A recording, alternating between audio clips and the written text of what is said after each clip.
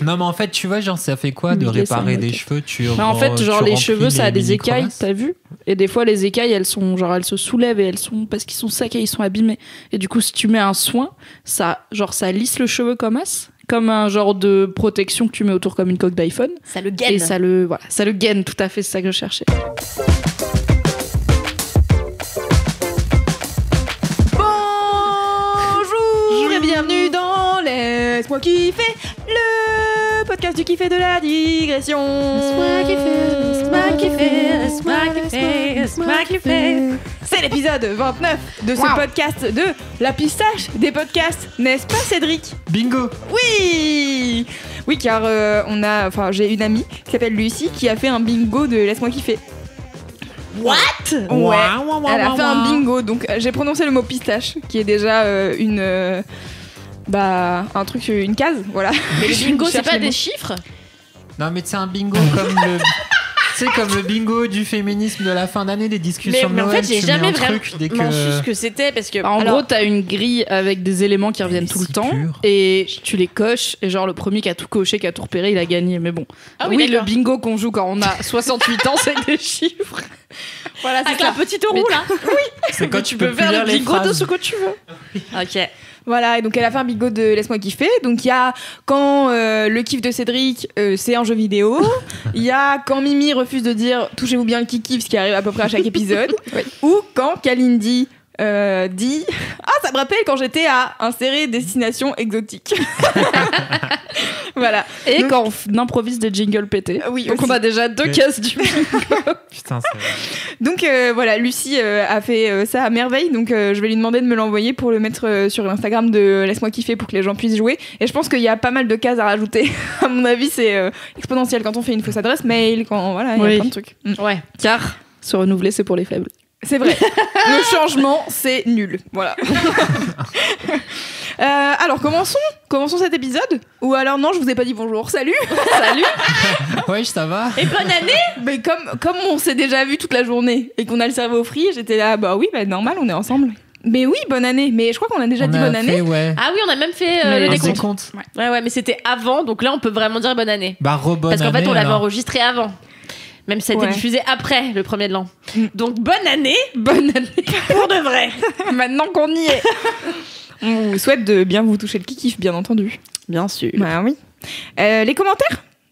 Parce que je sens qu'on est mou. Ouais. Non, mais vas-y. D'accord. Moi, j'ai un commentaire aussi, si tu veux. Ah bah Ouais, moi vas-y aussi. alors. Comme ça, On c'est a la plein de teuf. commentaires. Alors préparez-vous à peu près 40 minutes de commentaires, puis après on commencera les mini-kifs. À tout de suite. C'est un commentaire trop choupi d'une nana qui s'appelle Juai, qui nous avait déjà envoyé un super gentil message avant pour nous dire que Romain Gary était né à Nice et non pas là où j'ai dit n'importe quoi comme d'habitude. Et donc, elle nous redit que c'est très bien Laisse-moi kiffer, qu'elle adore. Et elle fait une petite remarque en disant « J'ai sursauté la dernière fois quand je parlais de lasagne, donc d'avoir donné le prénom Freja à une des potes de la meuf qui m'a filé la recette de lasagne. Car elle vient de cette ville en Algérie. Enfin, sa famille vient de cette ville en Algérie, la ville de Freja. Donc, et tu savais que c'était une ville ou je ne savais pas que c'était une ville, je savais que c'était un prénom qui est beaucoup donné au Maroc. C'est une blague un peu dans ma famille depuis que je suis petit. À chaque fois, on est là dans la famille, on dit ah Freja et tout, on aime bien ce prénom. C'est une donc, blague dans ta famille. Bah, On sait rire au Maroc. C'est la sonorité, tout ça, c'est stylé, tu vois. Et ça fait. Parfois il m'appelle Zalouira, voilà. Voilà. Et donc voilà, mais oui, ça fait partie des prénoms qu'on aime bien. On aime bien Sultana aussi dans ma famille parce que c'est trop stylé. C'est vrai que c'est plutôt stylé. Un ton minéral. Mais attends, mais c'est mon arrière-grand-mère s'appait Sultana. C'est vrai ouais, et c'est devenu Reina en passant la Méditerranée quand les gens sont arrivés en Europe, en Espagne. Ok. En Espagne, Parce ils ont qu'il n'y a le pas de prénom, sultan en Espagne. Ils ont le prénom Reina. Ah. Alors Il y avait des sultans en Espagne quand il y avait des Arabes en Espagne. Voilà. Quand les Arabes bien. étaient les chefs de l'Espagne. Ouais. Eh bien, merci pour ce commentaire. Mimi, tu veux le faire ou tu veux que j'en fasse un ? Ouais, je vais le faire parce que c'est chelou si on finit dessus. Je vais pas citer de nom parce qu'il y a plusieurs personnes qui ont répondu à ma grande interrogation du dernier Laisse-moi kiffer où j'ai infiltré la team sucré-salé le temps d'un épisode. La grande question était est-ce que c'est possible de tuer quelqu'un en lui injectant de l'air dans une veine ou une artère, parce que c'est un cliché de fiction et je voulais savoir si c'était possible. Eh bien écoutez, c'est possible, c'est pas si facile que ça, il faudrait injecter beaucoup d'air, genre au niveau du cou, donc avoir une grosse seringue, y aller vite, etc.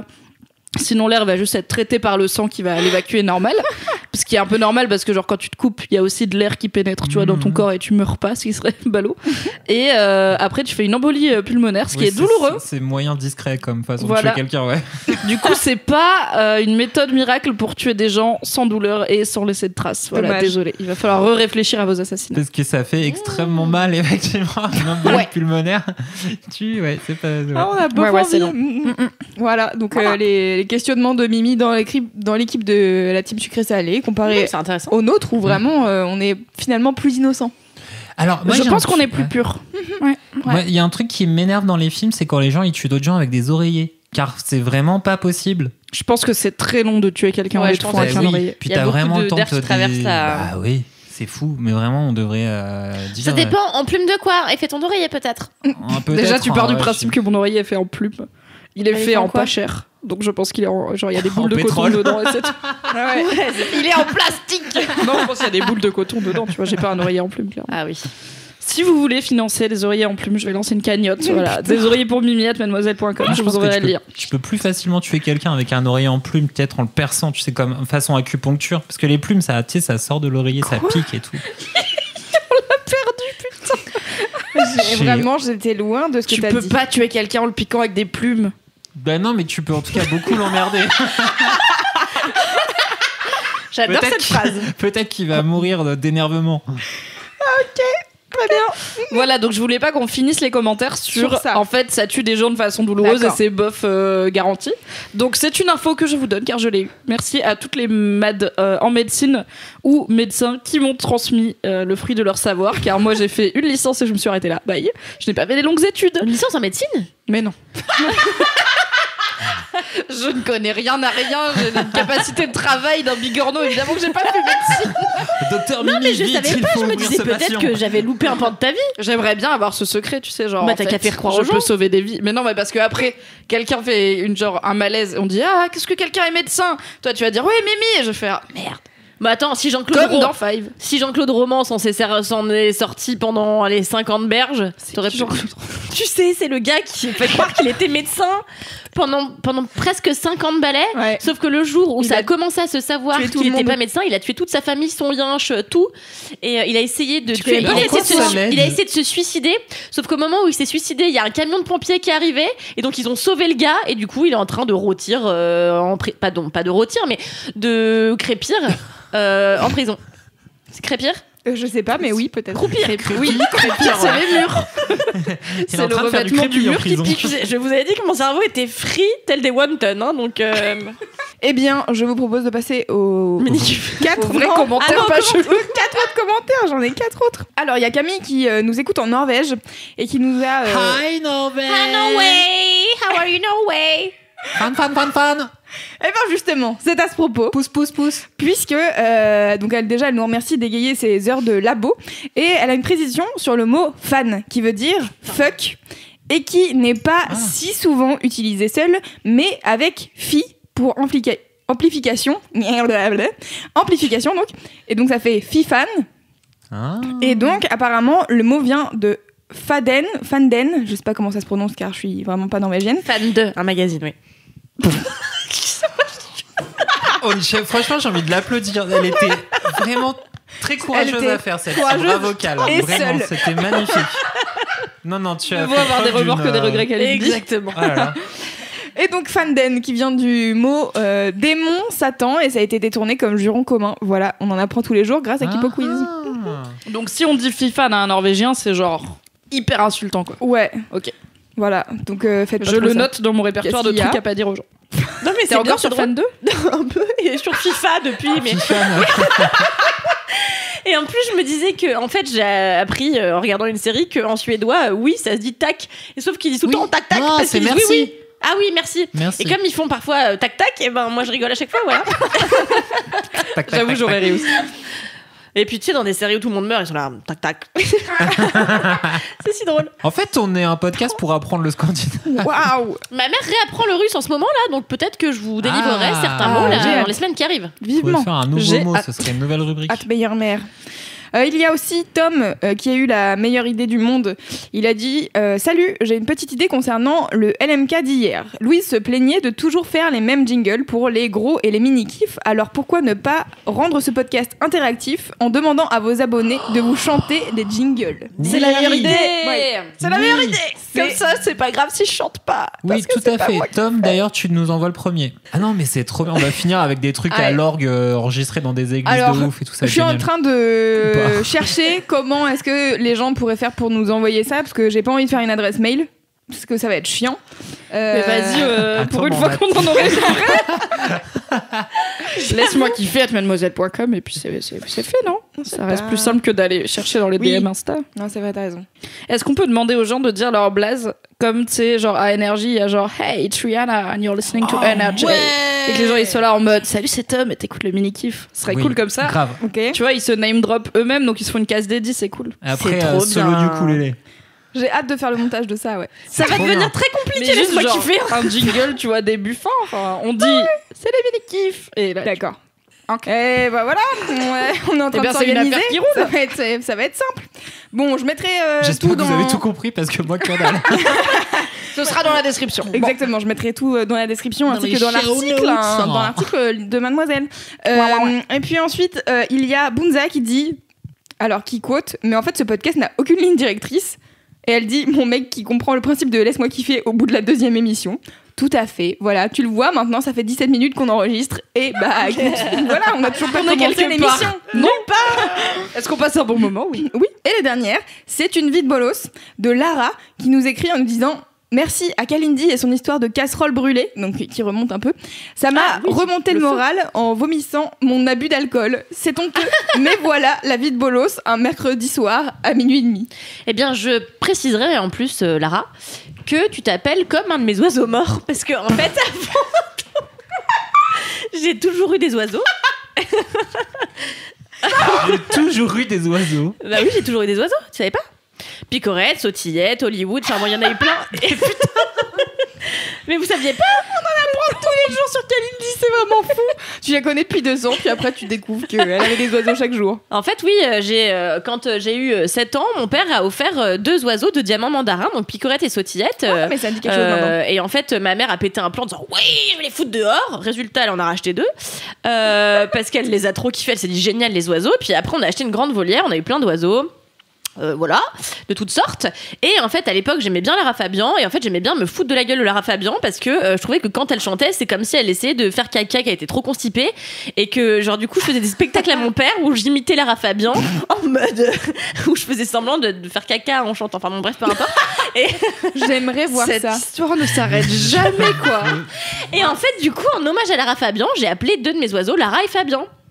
Voilà, c'est tout. Ok, donc Lara, bisous, tu t'appelles bisous comme Lara, merci. Est-ce que mort de tous tes oiseaux sont morts ou il y en a qui sont encore vivants? Alors en fait, on a gardé nos oiseaux, mais tellement longtemps pour des oiseaux que c'en était presque bizarre. Et ma mère prend soin des choses, donc même des animaux. Et en fait, elle mettait de la vitamine. Même des animaux. Je voulais dire surtout, pardon, voilà. Et en fait, elle mettait des vitamines chaque jour dans leur eau. Enfin, tu vois, c'était pour oiseaux, bien sûr. Et résultat, on en a gardé certains, Picorette et sautillette, 8 ans. Enfin, tu vois, voilà, beaucoup de temps pour des oiseaux. Moi, j'en avais un peu rien à foutre parce que pas très intéressant comme oiseau. Et en fait, j'avais dit quand ils meurent, on achète des inséparables. Finalement, personne ne les a achetés. Bon, bref, voilà, fin d'histoire. Okay. C'est quoi des inséparables? C'est 2 oiseaux tropicaux trop jolis, vert, orange, jaune et tout, qui en fait vont par 2 et qui sont tout le temps collés l'un à l'autre et qui sont en plus des animaux hyper faciles à dresser entre guillemets pour des êtres humains. Donc tu peux les prendre dans la main, les mettre sur tes épaules. C'est stylé, tu vois. Très bien. C'était ma conclusion. Merci Lara et merci Kalindi pour ce moment.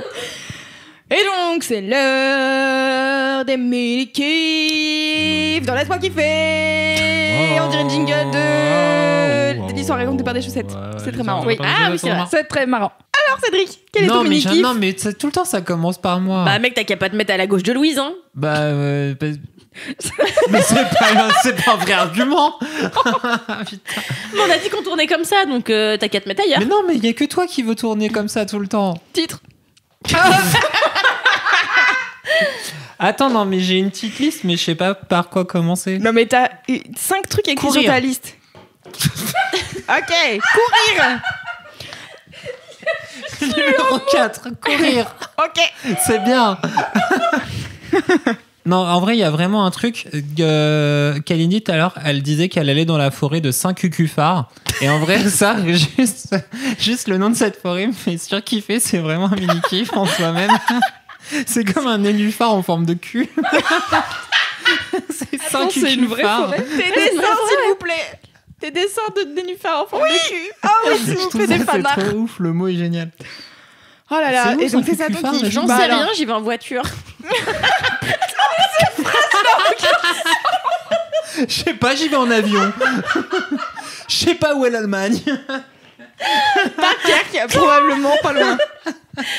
Non mais en vrai je sais pas parce que quand j'étais ado donc et même un peu après j'allais courir le dimanche à la forêt de Saint-Cucuphare avec mon père, sauf que on y allait avec sa vieille Nissan et que moi quand je fais pas un truc en métro ou à pied bah je sais pas où sont les choses, voilà donc mais c'est quoi la diff? Le métro tu vois encore moins le décor de où tu vas. Mais pour mec aller au moins part. je situe, il y a des points qui me disent après et avant quoi c'est, tu vois, là je sais pas où c'est, je sais juste que c'est pas loin de Paris. Okay, d'accord, c'est vrai, d'accord. Je pense plus dans le nord. Okay. Mais je suis pas certaine. Ah ouais. Je suis de la maison tournée à droite, donc j'imagine que c'est... Le truc, c'est à côté de Grenoble, mais... Non, mais moi, parfois, je sais... Enfin, je te jure, je sais pas placer les endroits, mais c'est c'est une honte, hein. Voilà. Pas complexe. Non, je partage exactement le même truc. Pendant longtemps, je pensais que Pau, c'était accessible en RER. Même moi, je sais pas prendre le train. Et un jour j'ai dit à un mec qui venait de Pau, je lui dis ah mais c'est au bout du RERD. Et genre vraiment il y a eu un silence et 4 personnes m'ont regardé genre mais t'es un profond débile ou quoi? C'est quoi et après t'as fait genre haha c'était une blague ou pas du tout? Non j'ai assumé car j'assume. Et après on m'a offert pendant longtemps des cartes de France. C'est les meilleures personnes. C'est drôle. C'est de bonne garde. Donc du coup courir. Pourquoi courir? Car j'ai oui vraiment le mec repart sur le premier kiff finalement. Bon d'accord. Pourquoi courir? On a fait le tour je crois. Oui. Mais ça aurait été suffisant comme mini kiff tu vois. C'est vrai. Oui. Non mais courir c'était bien. J'ai allé courir tout à l'heure à midi avec. Tu viens de redire j'ai allé courir. Ouais j'aime bien. C'est bon. Ça rend bon. ouf. Non mais nique la grand-mère quoi. C'est bon. Nique la grand-mère et Pau. Bon bah tout ça. Bon. Non, du coup, je suis partie avec Marie Vrigno, qui fait partie de notre équipe commerciale. Oui, et qui est une coureuse accomplie. Oui. Accomplie et mérite, qui a 2 marathons, me semble-t-il, à son palmarès et une flopée de semi-marathons. C'est comme si. C'est son samedi matin, ça, un semi-marathon. Ouais, c'est autant que moi je mange des banh mi. Elle a fait des semi-marathons. Voilà, c'est exactement quoi. ça. Donc à peu près 3 par semaine. À ce niveau-là. Et du coup, en fait, elle est en train de se préparer pour le semi-marathon de Paris qui a lieu en mars. Elle essaye de ramener Queen Camille d'ailleurs dans cette aventure. Queen Camille est inscrite. Hein. Oui, mais Queen Camille, alors, elle court un peu moins. Elle court pas beaucoup. Elle court moins, mais elle courait. Beaucoup, elle court, mais moi. C'est pas pour vanner Queen Camille. Elle court plus qu'avant, mais pas autant que Marie. Mais en même temps, Marie, elle a un entraînement. Non, mais moi, mon truc, c'est on devait aller courir à 3 à midi et finalement, on est courir qu'à 2. Non, mais elle avait une interview de Keira Knightley et du réalisateur de Colette, donc on peut l'excuser. Bien sûr. Tu peux pas arriver en sueur devant Keira Knightley. J'en reviens pas que je suis en train de défendre Camille. Bah oui, mais dis donc, mais t'es une bonne copine. Alors, ma passion, normalement, c'est de, tu vois, d'enfoncer. C'est bizarre. Nouvelle année, nouvelle Kalindi. Du coup, c'était vraiment trop kiffant. On est parti courir 35 minutes, hein, c'est pas non plus la grosse folie, mais c'est pas dégueulasse non plus. Ça fait du bien aux poumons. Ça m'a fait du bien aux poumons. Du coup, je suis rentré, j'ai fumé 2 clopes. Bah voilà, c'était bien. Parce que je suis débile. Comme un con. Voilà, une fois que les alvéoles étaient bien ouvertes. Voilà, c'est ça. Mais non, c'était trop cool. En fait, je courais avant j'ai longtemps couru et puis j'ai eu un enfant. Oh non, c'est pas vrai, je lui mets ça sur le dos, mais ma meuf était enceinte et j'ai arrêté de courir parce que la flemme, parce que c'était l'hiver et puis le bébé est né et j'ai pas repris. Et du coup, là, ça y est, elle t'a motivé Marie. Oh, putain, mais c'est ouf. Elle m'a réouvert. Tu vas y retourner bientôt alors? Bah grave, 2 fois par semaine, allez, c'est typa. Mais c'est vrai que je trouve le teint plus frais déjà. Oui, c'est parce que je me suis mis à boire des jus, parce qu'il y a longtemps tu m'avais dit tu bois jamais de jus. Et du coup je me suis dit mais Kalindi, je suis quasiment sûre de jamais avoir dit ça. Si. Ah bon? Ouais, mais tu ne sais pas ce que tu dis, Kalindi, la plupart du temps. Il a pas tort. C'est vrai. Non, et donc voilà, c'était trop cool. On a couru pas très longtemps, mais rien que le fait de se remettre à ce truc-là qui me traînait dans la tête depuis un moment, c'est un peu une petite étape de la vie. Yes. Vrai, c'est vrai. Et du coup, vous allez courir où? Parce que entre midi et 2, les rues autour du boulot, c'est l'enfer. Enfin, rien que quand je vais chercher un sandwich, j'ai envie de tuer les gens parce qu'ils marchent à 4 alignés comme ça à l'horizontale sur le trottoir et qui s'arrêtent à des moments random où vraiment j'ai envie de les taper. Il faut en parler des gens qui utilisent le maximum d'espace disponible sur le trottoir quand ils marchent.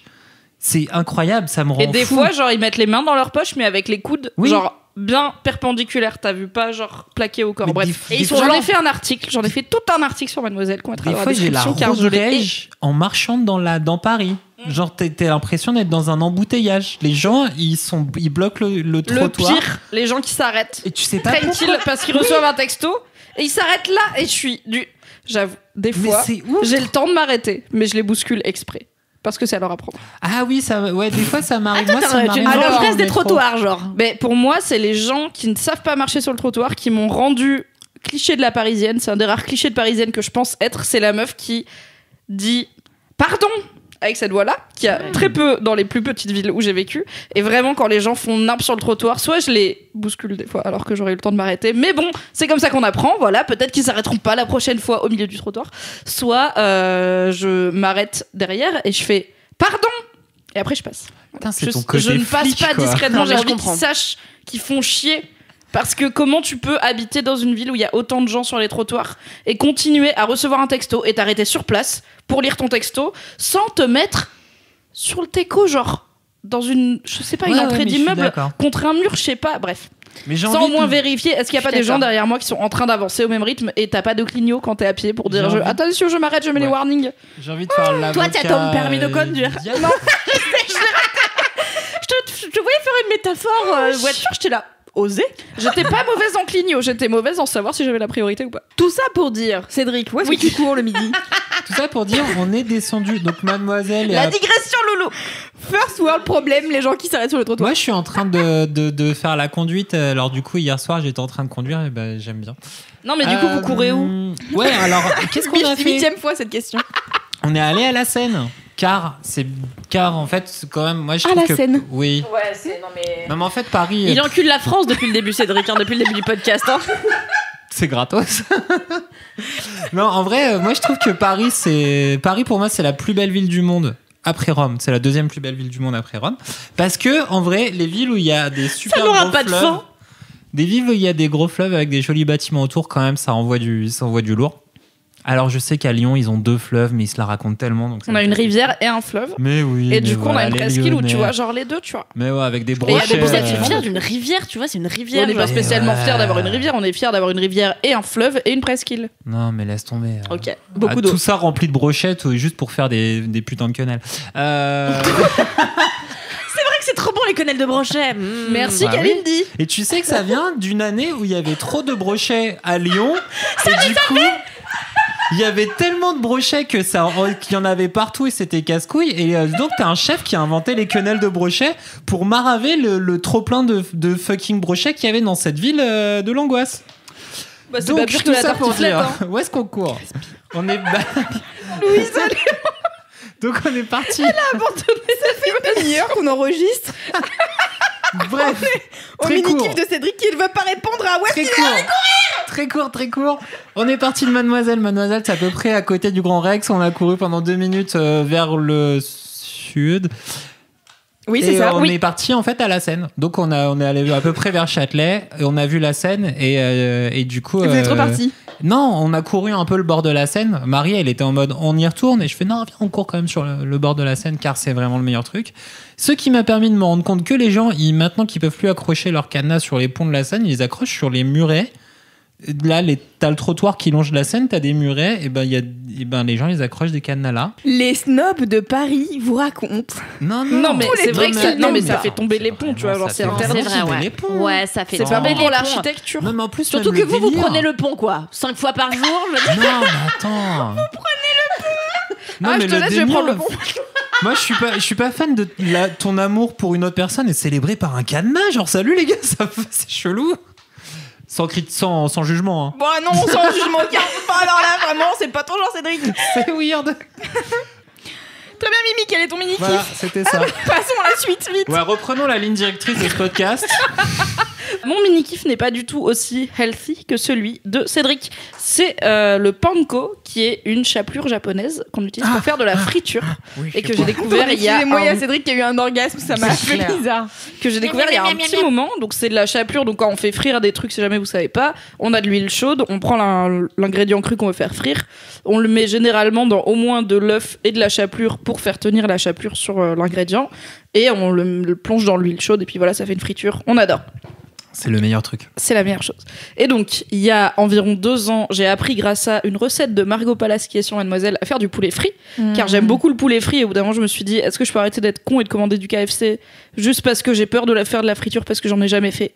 Et est-ce que je peux juste apprendre à faire du poulet frit? Car si Margot l'a fait au bureau et qu'elle a pas mis le feu, ça va, tu vois, c'est pas si compliqué. Et effectivement, c'est très simple.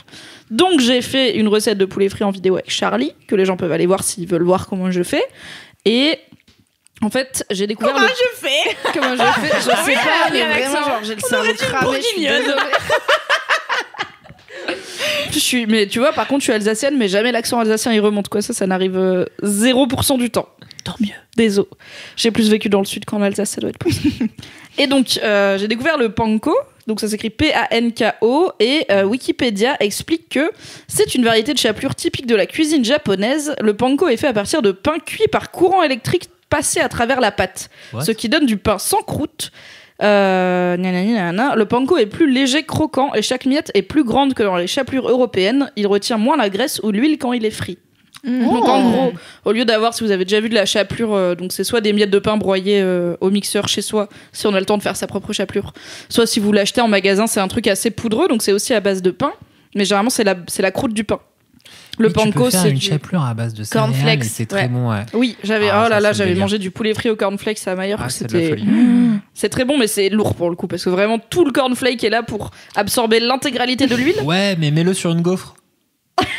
Ça, tu vois, c'est comme pas ça, le truc le plus lourd de ton plat. Ok. Donc, j'ai pas fait personnellement la chapelure au cornflakes car c'est lourd et que j'achète pas de céréales. J'ai fait la chapelure normale à la française, donc c'est à base de croûte de pain. Et le panko, c'est plutôt de la mie de pain en fait qui est toastée, et du coup ça fait des morceaux plus clairs, c'est vraiment couleur mie de pain, donc c'est assez blanc. Et j'en ai trouvé en épicerie japonaise à Paris, et je me suis dit vas-y, je vais tester, et effectivement ça a fait des très bonnes fritures qui sont plus light. En fait la croûte est moins épaisse, plus aérienne. Et t'as fait du poulet du coup? J'ai fait du poulet et des aubergines. Je fais des aubergines frites aussi. C'est pareil, tu coupes des rondelles d'aubergines et tu les fous dans de l'œuf et de la chapelure et tu les frites. Et du coup, c'est croustillant dedans et crémeux dedans. Croustillant dessus et crémeux dedans. Très très bon. J'ai faim. Je m'auto-donne faim. Ouais, moi aussi j'ai faim. Et donc pourquoi le panko est mon mini kiff au-delà du fait que c'est vachement bon, c'est que en fait ça vient du fait que je regarde beaucoup de vidéos de bouffe sur YouTube. Je regarde pas grand chose sur YouTube, mais mon copain m'a fait découvrir des chaînes de bouffe, notamment celle de Munchies de Vice et celle de Bon Appétit, qui est un resto américain, donc par contre c'est que des chaînes en anglais, désolé. Et en fait généralement c'est le genre de truc que je regarde mais que j'applique pas trop dans la vie, quoi. Je regarde par curiosité parce que ça donne faim, et après je retourne faire ma vie avec mes petites habitudes de mamie où je cuisine tout le temps les mêmes choses et c'est bien. Et en fait, à force de voir des chefs de plein d'origines parler du panko, je me suis dit bon bah je vais quand même me renseigner sur qu'est-ce que c'est et pourquoi c'est si spécial. Je pense qu'il y en a dans Food Wars aussi, donc peut-être ça a joué. Et quand on a été par curiosité en épicerie, on a été en épicerie japonaise avec mon mec parce qu'on voulait acheter de la sriracha et qu'il n'y en a pas dans les magasins normaux autour de chez moi. Et on est tombé sur du panko et j'étais là, oh, vas-y. On tente, et en fait c'est extrêmement tout simple à faire et c'est vachement bon. Sex shop quoi. Ah vas-y on tente. On a un rapport à la nourriture qui est pas loin, très sensuel. Ouais, on n'est pas très loin du sex shop quoi. Tu as dit Mimi, Cédric a fait une tête bizarre quand t'as dit le nom de la sauce là, je sais pas. C'était quoi sriracha? La sriracha, c'est une sauce, je sais plus d'où ça vient, mais d'un pays d'Asie du Sud-Est, mais c'est pas japonais. C'est assez connu, c'est dans des grosses bouteilles rouges. Et c'est une sauce à base de sucre, d'ail et de piment. Donc c'est pas hyper pimenté, c'est vraiment le niveau 1. Genre le tabasco, ça pique plus que la sriracha. Et c'est un peu épais comme du ketchup. Et typiquement, ça, tu le mets sur du poulet frit, tu vis ta meilleure vie. C'est ce que vous voyez en fait, vous savez pas que ça s'appelle comme ça, mais dans les restaurants chinois, tu vois. Le truc rouge épais. Ouais, c'est ça. Ouais, c'est ça. D'accord, c'est ça. Titre. Truc rouge Non, c'est pas vraiment. Non, mais pas vraiment. Ça, c'est c'est les arbis, ça, quoi. c'est la mort, Louise. Non, ou les règles. Un bon fond de cup. Ouais. Pardon. C'est pas faux. J'ai plus trop faim. Maintenant que j'ai pensé à mes muqueuses utérines. Donc, vous avez En trouvé dips. du banco. Oui, et du coup, c'est un peu plus cher que de la chapelure française parce que c'est exotique, mais on a acheté un paquet à genre 3 € et on en a fait 3 fois et on l'a toujours pas fini. Donc ça va. C'est pas ruineux non plus. Et voilà, c'est cool. J'aime bien découvrir des nouveaux ingrédients et c'est un petit truc et puis ça change un peu la façon dont je mange. Donc j'aime bien. Et c'est apparemment un peu plus sain, mais en vrai, si tu veux manger sain, tu fais pas de friture de base. Tu peux pas faire des trucs. C'est pas vraiment ma motivation principale. Mais cela dit, la friture, c'est marrant. C'est un truc que tu retrouves dans presque toutes les cultures du monde. Tout le monde a fait frire des trucs. Les Japonais, D'autant ils que font avoir faire du vraiment gras, tout le ce que rendre tu très peux. chaud et mettre des trucs dedans, toutes les Tout le cultures monde ont fait s'y est mis, yes. genre, bonne Mais d'autant idée. que la friture, c'est pas si. En fait, tu t'aspires moins de gras quand tu manges un truc frit que quand tu le manges juste légèrement poêlé avec beaucoup de beurre ou beaucoup d'huile. Ah, parce bah qu'en oui, fait, oui. la friture, tu sais, ça fait que ça durcit directement Et ça la arrête panure. d'absorber, ouais. Et en fait, l'ingrédient à l'intérieur n'absorbe pas tant que ça les graisses. Donc, en fin de compte, c'est pas si dégueulasse que ça, quoi.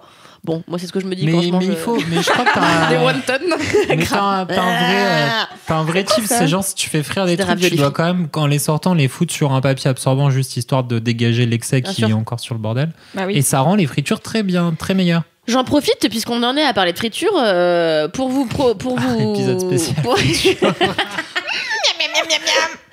Pour vous conseiller, si vous habitez à Paris, de vous rendre dans un restaurant allemand qui s'appelle Kitz. Il y en a plusieurs à Paris, et donc 2 seulement d'ailleurs, je crois. Et en fait, c'est un restaurant qui fait essentiellement des saucisses, mais qui est aussi, bien sûr, comme il est allemand, spécialisé dans le schnitzel, qui est donc une espèce de gros nugget de porc. Donc une escalope de porc panée, c'est Ils délicieux. savent vivre ces Allemands quand Ils même. savent vivre, putain, Mais ils mangent alors, ça avec la bonne. Attendez, parce qu'il me semble que en vrai, le schnitzel, c'est un truc polonais, c'est un truc juif polonais, il me semble, à la peut-être. base. C'est possible. Et qui a été savent importé, vivre, ces juifs polonais. importé aux États-Unis avec les burgers, plein de conneries comme ça qui venaient de Pologne. Mais tu sais que c'est très drôle parce qu'en fait en allemand, petit fun fact, Allez, tu dis en on va allemand, apprendre un nouveau mot. Le et- podcast de la linguistique. tu dis ich freue mich wie ein Schnitzel, ce qui veut dire je me réjouis telle une escalope panée. Et c'est comme ça que les Allemands et en particulier les Bavarois expriment parfois leur contentement en disant ich freue mich wie ein Schnitzel. Et J'ai envie d'en faire ma bio. Contente comme une escalope panée. Et c'est assez hilarant. Et donc, je vous suggère d'aller, si vous habitez à Paris ou si vous avez des restaurants allemands près de chez vous, aller déguster un bon schnitzel. Une escalope panée à base de porc n'a jamais fait de mal. Surtout quand il est accompagné d'une bonne choucroute. Tu m'as kinké. Voilà. Mais viens, c'est à côté de chez moi, c'est Kitz. Mais arrêtez de faire Des des rendez-vous restaurants Et on pendant n'y va Laisse-moi jamais. kiffer. Et ils ont un truc qui s'appelle le Weltmeisterplatte, qui est un gros plateau un bel avec. accent allemand, dis donc. Bah, merci. Et qui avec plein de saucisses différentes, tu vois. T'as les saucisses au fromage, les saucisses au thym, Ah ouais, les le délire Weisswurst, tu vois, régal. Non, mais Délice. Le J'ai hâte d'y délire aller. des Wurst, j'avoue que quand tu vas en Allemagne, c'est bizarre quand même. Bah dans les foires, tu peux vraiment tout acheter énorme. 1 mètre de saucisses. Voilà, moi je trouve ça drôle. Du coup, j'achète toujours 1 mètre de saucisses et te le mets dans un tout petit pain. Donc t'es là avec ta grosse saucisse qui dépasse. Oui, c'est vrai. Bon. Voilà. On a fini Bon, les grosse fêtes de la saucisse. friture. Aimez la vie, aimez-vous. Voilà. Oui, très bien. Et essayez les schnitzels à base de panko. La cuisine fusion, c'était donc ça. Putain, c'est clair. Le meilleur de l'Allemagne et le du Japon. porc pané quoi. au panko, c'est du C'est tonkatsu. l'Atlantique au Minterre. Ok. Et c'est très très bon. Si vous avez déjà mangé dans des restos japonais qui font autre chose que des sushis ou des ramen, il y a souvent du chicken katsu, du tonkatsu, donc soit du poulet pané, soit du porc pané. Et la panure qu'il y a dessus, si vous avez remarqué qu'elle est un peu différente de quand vous allez manger des nuggets à McDo, c'est parce que c'est du panko. Kalindi, quel est ton mini-kiff? Moi, je vais essayer de mettre un peu de sérieux, apporter un peu de sérieux à cette émission. Enfin. Souvenez-vous, en 2016, quand Olivier Bourdeau sortait son livre. En attendant, beau Le masque et la plume.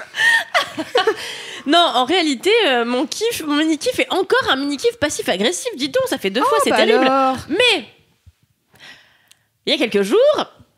Arrête, Cédric, il est hilar. Bah ouais, il est bon. Donc je rentrais chez moi en fait pour rentrer chez moi quoi. Et donc tu racontes bien. Et en fait, je longe les rails de chemin de fer, voilà, parce que pour aller du métro à mon domicile, il y a un long trajet qui est des rails de chemin de fer. C'est très vilain. Heureusement, récemment, ils l'ont réinvesti pour faire un bar branché hyper sympa avec un poulailler. Enfin, c'est très cool. C'est pas du tout ça dont je voulais parler, mais... Le podcast des snobs parisiens, putain. Un chemin de fer, c'est moche. Heureusement, ils ont fait un bar branché avec des poules, c'est pas mieux. Ça sera le titre de cet épisode. Moi, j'ai jamais caché mon côté connasse parisienne, non ? Non, bah ça, c'est vrai, ça. Je l'embrasse au quotidien. Et du coup, en fait, j'étais en train de marcher tranquille, j'avais mes écouteurs dans les oreilles. Je marche, j'écoutais Kiddy Smile et tout, j'étais au taquet, je me la pétais un peu dans la rue. Et là, il y a un type qui, en fait, donc, je sens quelqu'un s'approcher de moi. Et donc, je bouge comme ça. Et en fait, le type me fait « Mais pousse-toi, putain !» Et en fait, il était en overboard. Et en fait, il n'arrivait pas à passer à côté de moi puisque le trottoir est très étroit. Attends, les overboards, c'est quoi ? C'est pas les trucs où il y a qu'une roue et une pédale de chaque côté ? Non, c'est en fait, je pense que c'est un type de genre de overboard, skate mais sans roue, c'est ça ? Ouais, en fait, c'est le skate mais avec les roues mais électriques, tu sais. Ouais. Donc du coup, qui fait zéro bruit mais qui va vite. Exactement. Okay. Et donc le mec me passe à côté en me disant « Putain, mais pousse-toi !» Il me pousse, tu vois. Et je me dis « Mais quel fils de... Enfin, quelle personne quel désagréable !» Quel fils d'actionnaire. Quel fils d'actionnaire, exactement. Et là, attention, mon mini-kiff... Tu l'as poussé ? Non, j'ai pas eu besoin. En fait, en me poussant, il a perdu l'équilibre. Et en fait, sa planche s'est déséquilibrée. Et il a essayé de se rattraper comme il a pu. Et donc, il a fait des grands moulinex avec ses bras et avec ses pieds.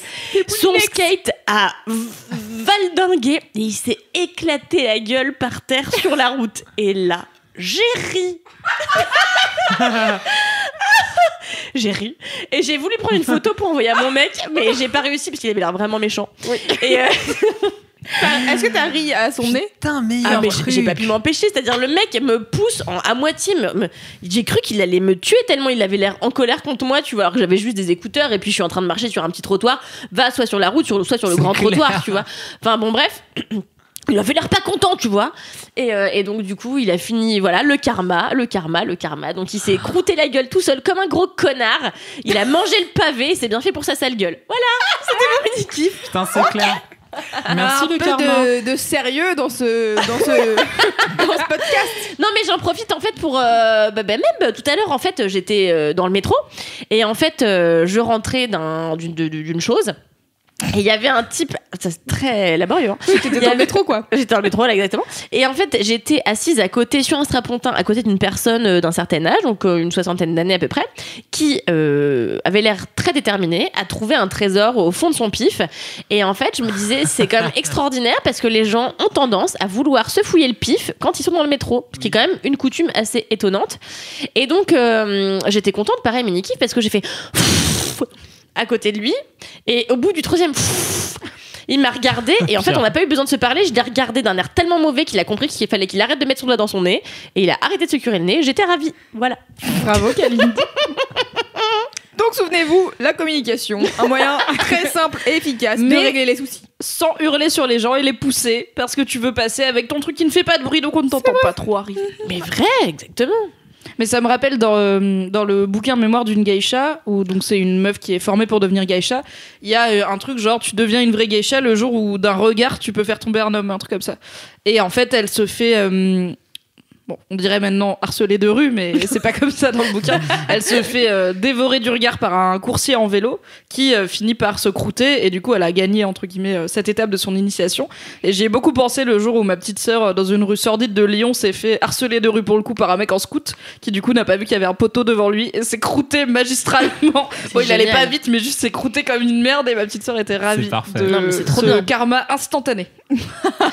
D'ailleurs, j'en profite pour vous conseiller le film également adapté de ce livre. Oui, et c'est avec la fille aux yeux de pluie. Elle a les yeux gris, c'est trop bien et voilà. Ouais. Très bien. À vous. À moi, c'est mon mini-kiff. À vous les studios.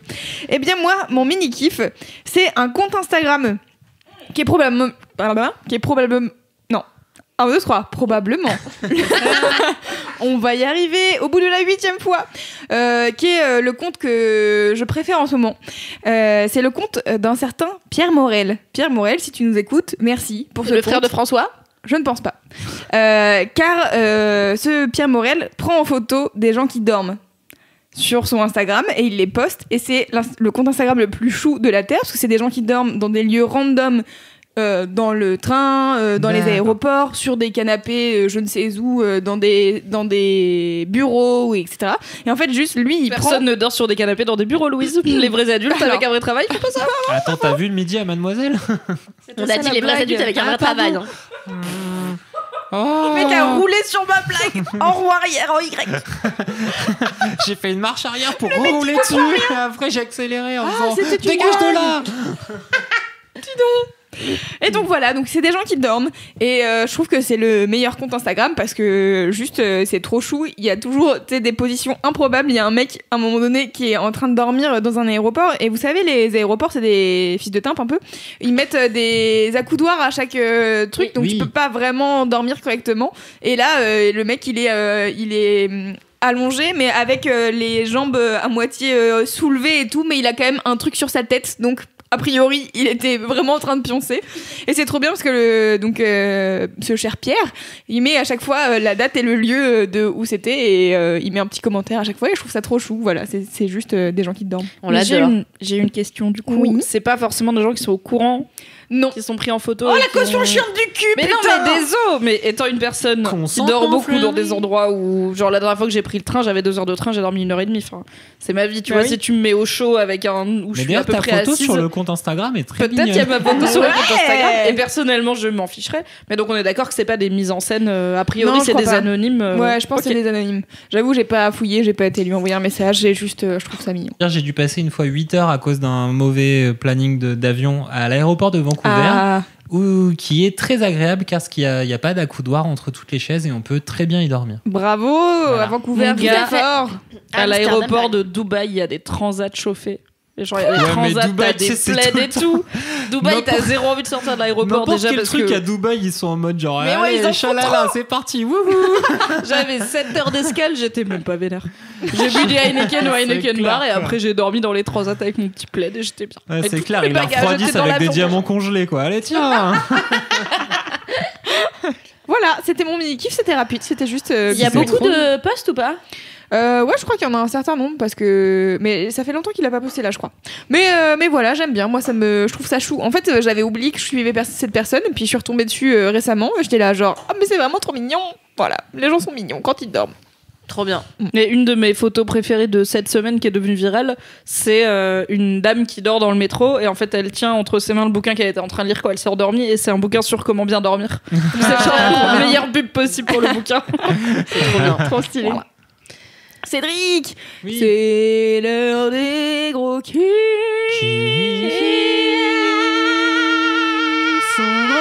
Ils sont gros. Alors, Cédric, quel est ton gros kiff ? Écoute, mon gros kiff, c'est un gros kiff auquel j'ai... Quoi ? Tu as beaucoup réfléchi ? Oui, j'ai beaucoup réfléchi. Comme d'habitude. Non, en vrai, pour le coup, c'est un gros kiff. C'est une chaîne YouTube. Oh, pour une fois, c'est pas moi. Oui, bravo. C'est une chaîne YouTube d'un gars qui s'appelle le MEA. M-E-E-E-A. Non, okay. M-3-E-A. En ouais, fait, ce qui est marrant, c'est que c'est un gars qui fait des vidéos sur YouTube depuis 8 ou 9 ans. Oh putain. Ouais, non, c'est un old school YouTube il y a 9 ans. OG. C'est un old school de YouTube que j'ai découvert sur le tard. Et en fait, je sais pas comment résumer ce truc-là. C'est vraiment une putain de chaîne de geek. Et en fait, c'est bien résumé, je pense. En fait, c'est vraiment genre tous les trucs que je voulais voir depuis des années sans les trouver nulle part. C'est-à-dire, tu sais, quand tu vas sur Netflix et que t'aimerais bien voir un documentaire sur comment ça s'est passé l'enregistrement, le tournage de L'étrange Noël de Monsieur Jack, mais de façon un peu marrante à la con, documentée et tout ça, et ben en fait je trouvais pas, et bam, et ben en fait le MEA il a ça, c'était sa vidéo de Noël. Donc vraiment toute la partie technique, comment les gens et comment Burton il a regroupé cette équipe là qui a bossé sur L'étrange Noël de Monsieur Jack. Et après t'as plein de trucs comme une grosse série sur l'histoire de Retour vers le futur. Et donc les 3 épisodes et plein d'autres trucs de gros geekos sur les jeux tirés de la licence McDonald's. Quoi? Ouais, alors mais ça, les c'est jeux génial. vidéo Les ou jeux les vidéo jouets tirés. Alors en fait, c'est ça, c'est que le MEA, pour le présenter, donc ce mec a donc 9 ans d'existence sur YouTube, 9 ans d'existence sur YouTube. Il avait commencé en créant une série de vidéos qui s'appelle L'Antre du MEA, où il parle de vieux jeux vidéo. Et genre, c'est vraiment un gars des années 80 comme moi. Du coup, c'est un trentenaire geek. Ça va vous comme vous tout parler. YouTube environ. Bah ouais, c'est Un ça. gros Mais nerd. du coup, en fait, il a une espèce de passion pour les jeux 8 bits, la Master System et les jeux un peu pétés de l'époque. Ouais, qui la est Master assez System, passionnante. ouais. Bah, Je je l'appelle rappelle, la MS. on est passionné de ça, ouais. Et en fait, ce qui est marrant, c'est que il a commencé à faire des vidéos où il mixait en fait des jeux vidéo tirés de films avec l'histoire des films. Donc en fait, t'es vraiment sur un espèce de franchement de documentaire, d'historique de comment un ont peu été comme, faits. du coup, un peu comme Karim Debache Non, le faisait l'inverse. sur les films inspirés de Alors, jeux. C'est Debache- l'inverse. Ah non, c'est les jeux inspirés Ouais. de films. Voilà, de Mais base. de toute façon, il l'a fait avant, je pense. Mais Debache est purement cinématographique en fait. Il parle que de films. Ouais. Et après, effectivement, c'est Tiré des de films jeux qui vidéo. sont inspirés de jeux vidéo parce qu'il officiait sur jeuxvideo.com à l'époque et que c'était aussi pour ça, donc d'où la thématique. Quand il est parti sur Crossed, il est parti sur d'autres Sur types Chroma. d'aventures. Sur Chroma, tout à fait. Parce que Crossed, C'était son- avant, du coup. le premier. Et, D'ailleurs, et il en a pas fait depuis longtemps. Hein. Mais non, Il mais a arrêté, là, c'est ça il a d'autres choses à faire. Je sais pas T'as quoi. l'air triste. T'as l'air si revenir, triste. Ouais, moi j'adorais Debache. Moi, il me faisait Mais vraiment on délirer ce l'adore. mec. Mais il revient bosser avec le joueur du grenier, j'ai vu. Donc il était longtemps co-auteur du joueur du grenier et là il revient. Voilà, petite info, c'est le joueur du Coréen. grenier qui l'a tweeté. Il était It's coréen du legit. joueur du grenier. Et il a permis effectivement le joueur du grenier, quand Karim Debache vient co-réaliser avec eux, ça devient ouf. Le MEA, du coup, il a fait des espèces de mix de chroniques. Par exemple, il a toute une série sur les jeux Tintin, les jeux Indiana Jones. Gremlins, il a aussi une grosse série sur le studio LucasArts qui est le studio issu des recherches en effets spéciaux pour Star Wars et qui a fini par devenir un vrai studio de jeux vidéo. Trop stylé. De légende qui a disparu après le rachat, après moult rachats. Et en fait, et qui avait fait vraiment des classiques dans le jeu vidéo dans les années 80-90. Et en fait, voilà, 5 épisodes sur le studio LucasArts, l'histoire, qui sont ces gens, comment c'est arrivé, comment ça s'est monté.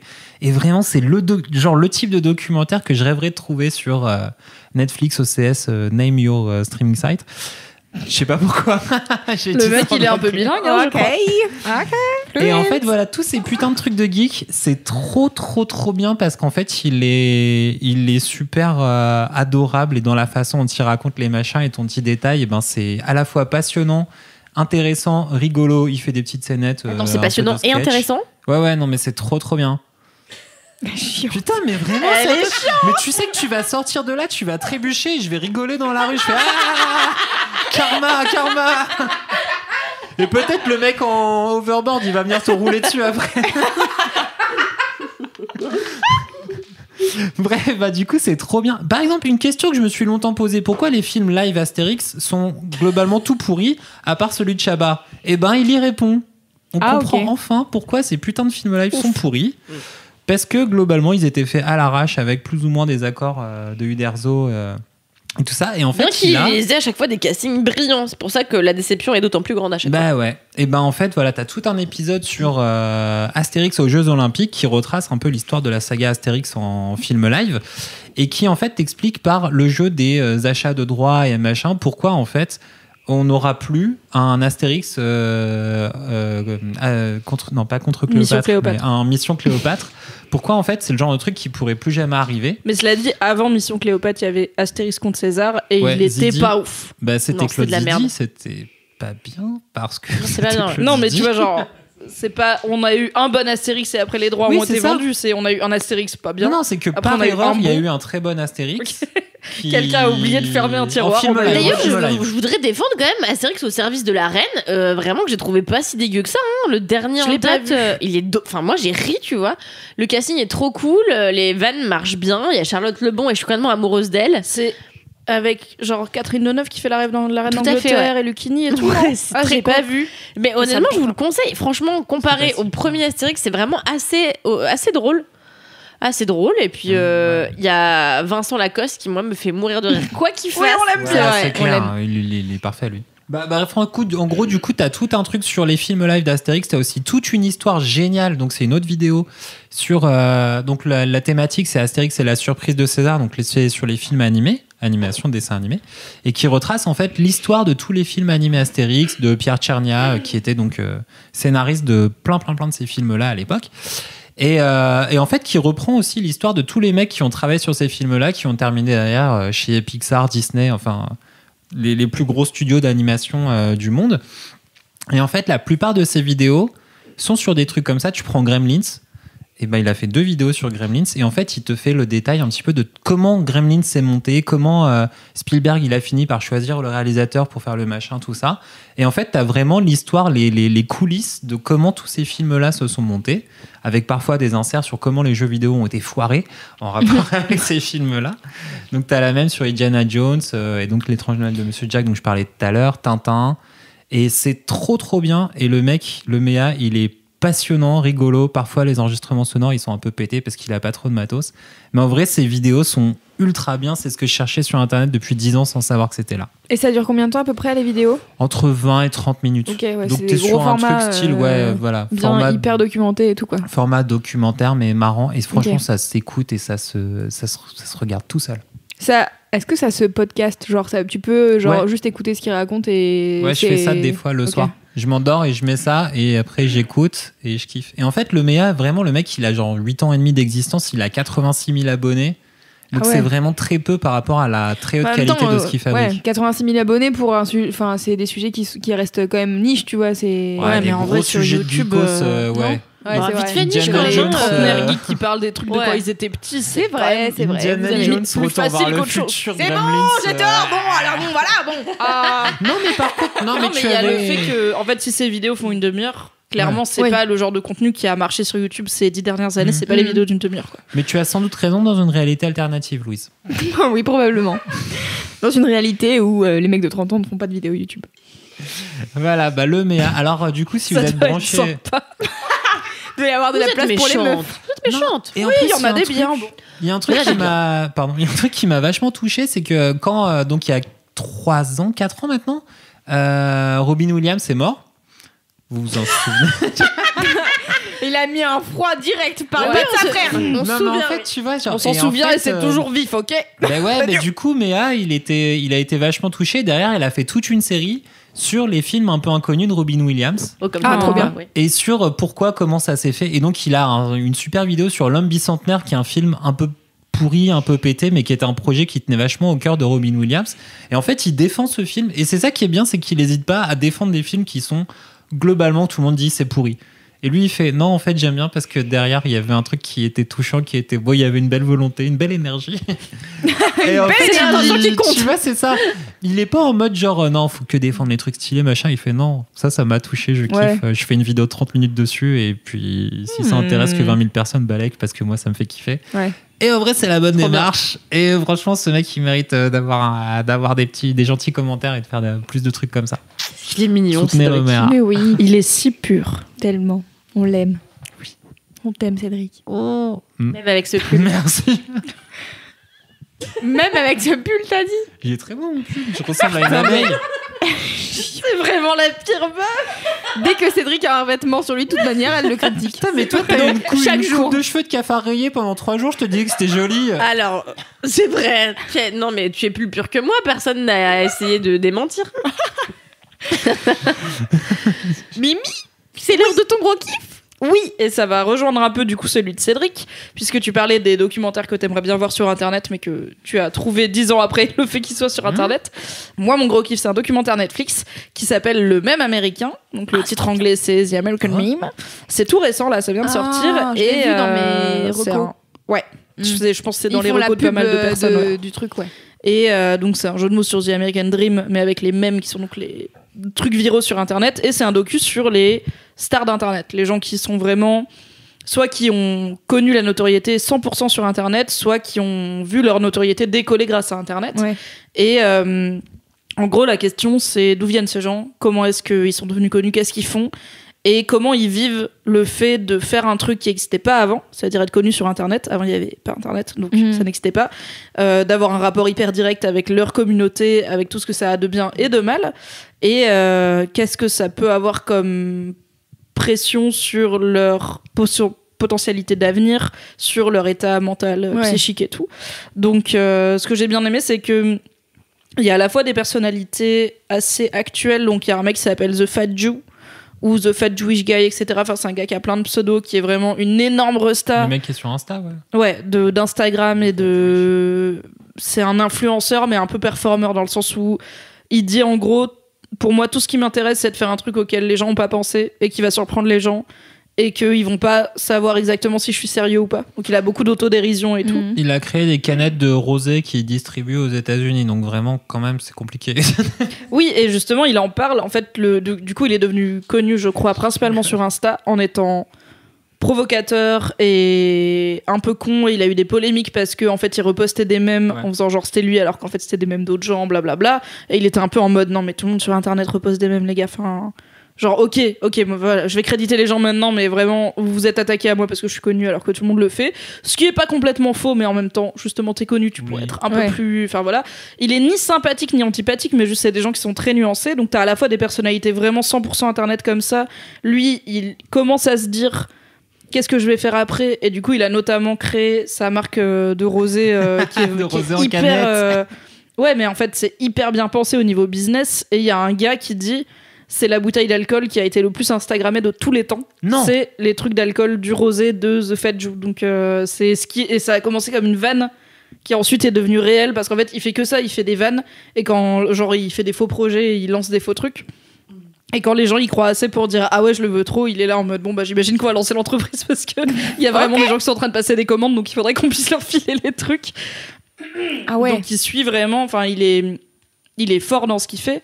Mais c'est clairement pas la façon traditionnelle de monter des entreprises et de lancer, tu vois, il fait pas, je pense que il doit avoir une équipe et tout, mais il est pas là en mode alors on va faire une étude de marché sur un an pour voir, tu vois, il est là en mode MDR, on va faire des vannes sur le rosé, et les gens ils font il y a 50 000 personnes qui disent bonjour je voudrais de rosé, et bah il fait ok, donnons ça aux gens qui demandent. Tout à fait.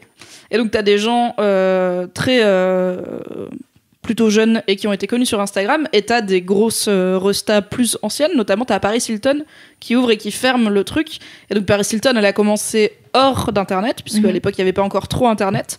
Elle a été une star de la télé-réalité, maintenant c'est une star d'internet, et du coup elle a été beaucoup plus marquée que les autres, parce que dans sa vie être une star à ce niveau-là c'était rare, et que c'est une femme en plus, donc elle revient. En fait Paris Hilton c'est un peu comme Kim Kardashian, qui était d'ailleurs sa stagiaire, ce qui rappelle régulièrement dans le reportage, parce qu'en fait Kim Kardashian a beaucoup appris de Paris Hilton sur comment gérer son image publique et tout.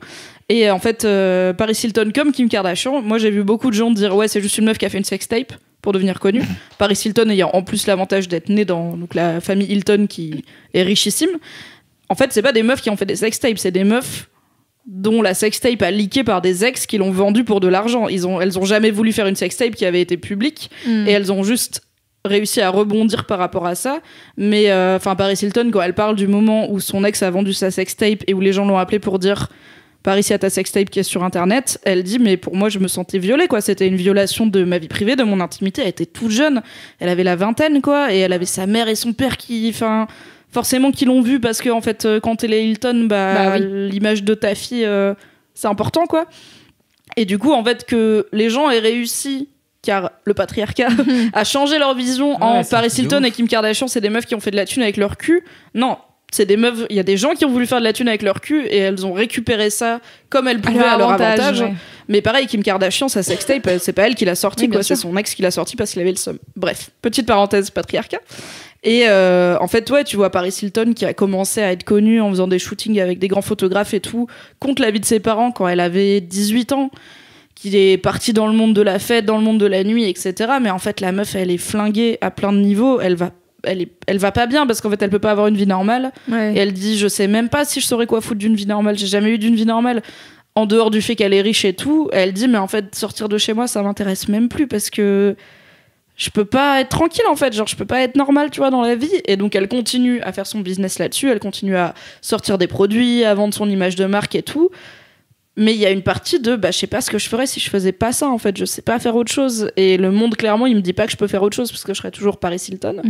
Et donc il y a le fat Jewish guy qui va à un moment chez elle pour faire des collabs avec elle et il est là en mode mais Paris Hilton elle a inventé le game en fait. Il y aurait pas d'influenceur. Il y a 0 influenceur dans le monde qui peut pas dire j'ai pris une leçon ou 2 de Paris Hilton parce que elle était en avance là-dessus, parce qu'elle est née plus tôt et qu'elle a ridé, elle a surfé sur la vague plus tôt. Et il le dit pas forcément en mode. Elle s'est battue contre le truc plus tôt. Elle s'est pas vraiment battue parce qu'elle a joué le jeu aussi, tu vois, genre elle sait pas. Justement, elle a inventé comment transformer. Elle a inventé le game en fait, et du coup c'est la reine du game parce qu'elle l'a inventé, mais ça veut pas dire que ça la rend heureuse. Et l'autre catégorie, la troisième catégorie, donc il y a les gens qui sont nés, où la notoriété est née sur Internet. Il y a les gens comme Paris Hilton où la notoriété était un peu avant Internet, et il y a des gens qui sont sortis du game. Et il y a notamment alors c'est le mannequin qui joue dans le clip de Toxic de Britney Spears, le blond qui est un peu BG. En fait, ça lui a ruiné sa vie d'être dans le clip de Toxic de Britney Spears parce que pour lui, il était mannequin. C'était genre un job de mannequin. Genre, ok, il dit, mais j'apparais dans le clip genre 36 secondes, tu vois, genre, c'est vraiment pas long. Et en fait, comme Internet était là maintenant, du coup, il a été reconnu partout. Tous les magazines People étaient là. Oh, c'est qui le beau mec du clip de Britney Spears et tout. Alors que pour lui, il était un peu, en plus, je crois qu'il était mannequin, genre en attendant de faire autre chose, mais c'était pas sa carrière de rêve. Et lui, il a complètement coupé. Il s'est jamais mis sur aucun réseau social. Et il dit, en fait, moi, j'ai pas envie de ça, j'ai pas besoin de ça. Et j'ai peur pour les gens qui vivent, pour les autres gens du docu, en gros, pour les stars d'Internet. Parce que je me dis, quand elles seront plus pertinentes sur Internet, est-ce qu'elles savent vraiment faire autre chose, tu vois, ce qui est un peu la grande question. Donc voilà, c'est bien, c'est un documentaire qui est pas manichéen, qui montre une réalité qu'on voit pas forcément, et je sais pas par quel chemin ils ont réussi à passer pour finir par avoir Paris Hilton chez elle qui dit en fait je suis pas hyper heureuse mais je pense que c'est pas simple. Et en fait il y a beaucoup de gens qui ont des idées très arrêtées sur si t'es une star d'Instagram, t'es débile. Les stars, les influenceurs, ils produisent rien. C'est juste des pancartes pour les marques et tout. En vrai, non, c'est des personnes qui font ce qu'ils peuvent pour gagner leur vie et qui font un truc avec des conséquences qu'ils voient pas forcément venir, mais personne les voit venir parce que c'est tout récent. Et c'est hyper intéressant. Après, voilà, c'est que américain, donc clairement, la moitié des gens, je les connaissais pas parce que je suis pas trop dans le game des influenceurs américains, mais ils te présentent bien leur boulot, donc même ceux que tu connais pas, c'est assez accessible, quoi. Et c'est bien de voir cette ambivalence entre je sais que je suis en train de faire un truc qui potentiellement sur le long terme va un peu me flinguer, mais c'est tellement un kiff quand t'es au sommet du truc que je vais pas m'arrêter, genre quand je redescendrai c'est parce que j'ai pas le choix, mais je vais pas m'arrêter maintenant, quoi. Donc voilà, c'est le même américain, c'est trop bien, trop bien, ça a l'air trop cool. Mais c'est le côté En fait, j'avais eu l'occasion d'interviewer Paris Hilton au moment où elle avait sorti son album. Donc, elle avait sorti un album il y a très longtemps. Oui, je me souviens. C'était Stars Are Blind. Oui. C'était son clip sur la plage, là. Ah ouais, j'adorais cette chanson. Il y avait très peu de médias. Pardon, il y avait très peu de médias qui vous. Après 1 an de podcast, c'est vrai que c'est toujours pas pareil dans un micro. Et du coup, en fait, c'était rigolo parce que la plupart des médias qui l'interviewaient en France se foutaient de la gueule et lui posaient des questions à la con autour de la, je vais pas dire culture interne, mais se foutaient de sa gueule en fait, simplement, quoi. Et du coup, je lui avais posé un peu des vraies questions autour de la sortie du truc, comment elle imaginait un peu sa carrière musicale, machin. Et c'était rigolo parce que elle était pas habituée clairement à ce qu'on ne se foute pas de sa gueule en interview, qu'on lui pose pas des questions à la con. Et du coup, ce qui m'avait touché, je sais pas, si, ce qui m'avait marqué en tout cas, c'était qu'elle avait l'air triste de tout ce bordel. Elle a tout le temps l'air triste, Paris Hilton, je trouve. C'est un drame, quoi.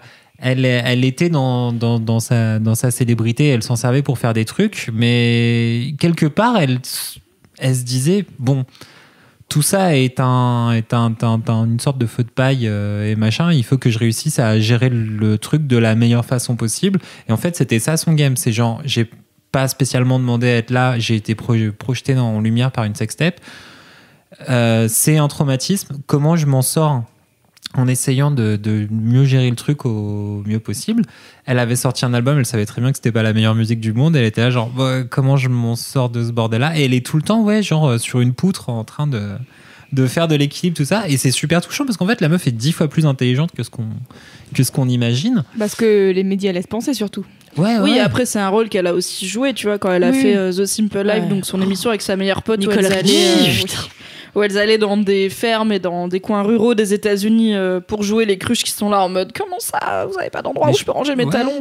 Elle a joué le rôle, mais est-ce qu'on lui a laissé le choix de jouer un autre rôle en fait aussi? Mais en fait, elle est vachement plus philosophe, mais je pense même qu'elle doit penser qu'elle l'est.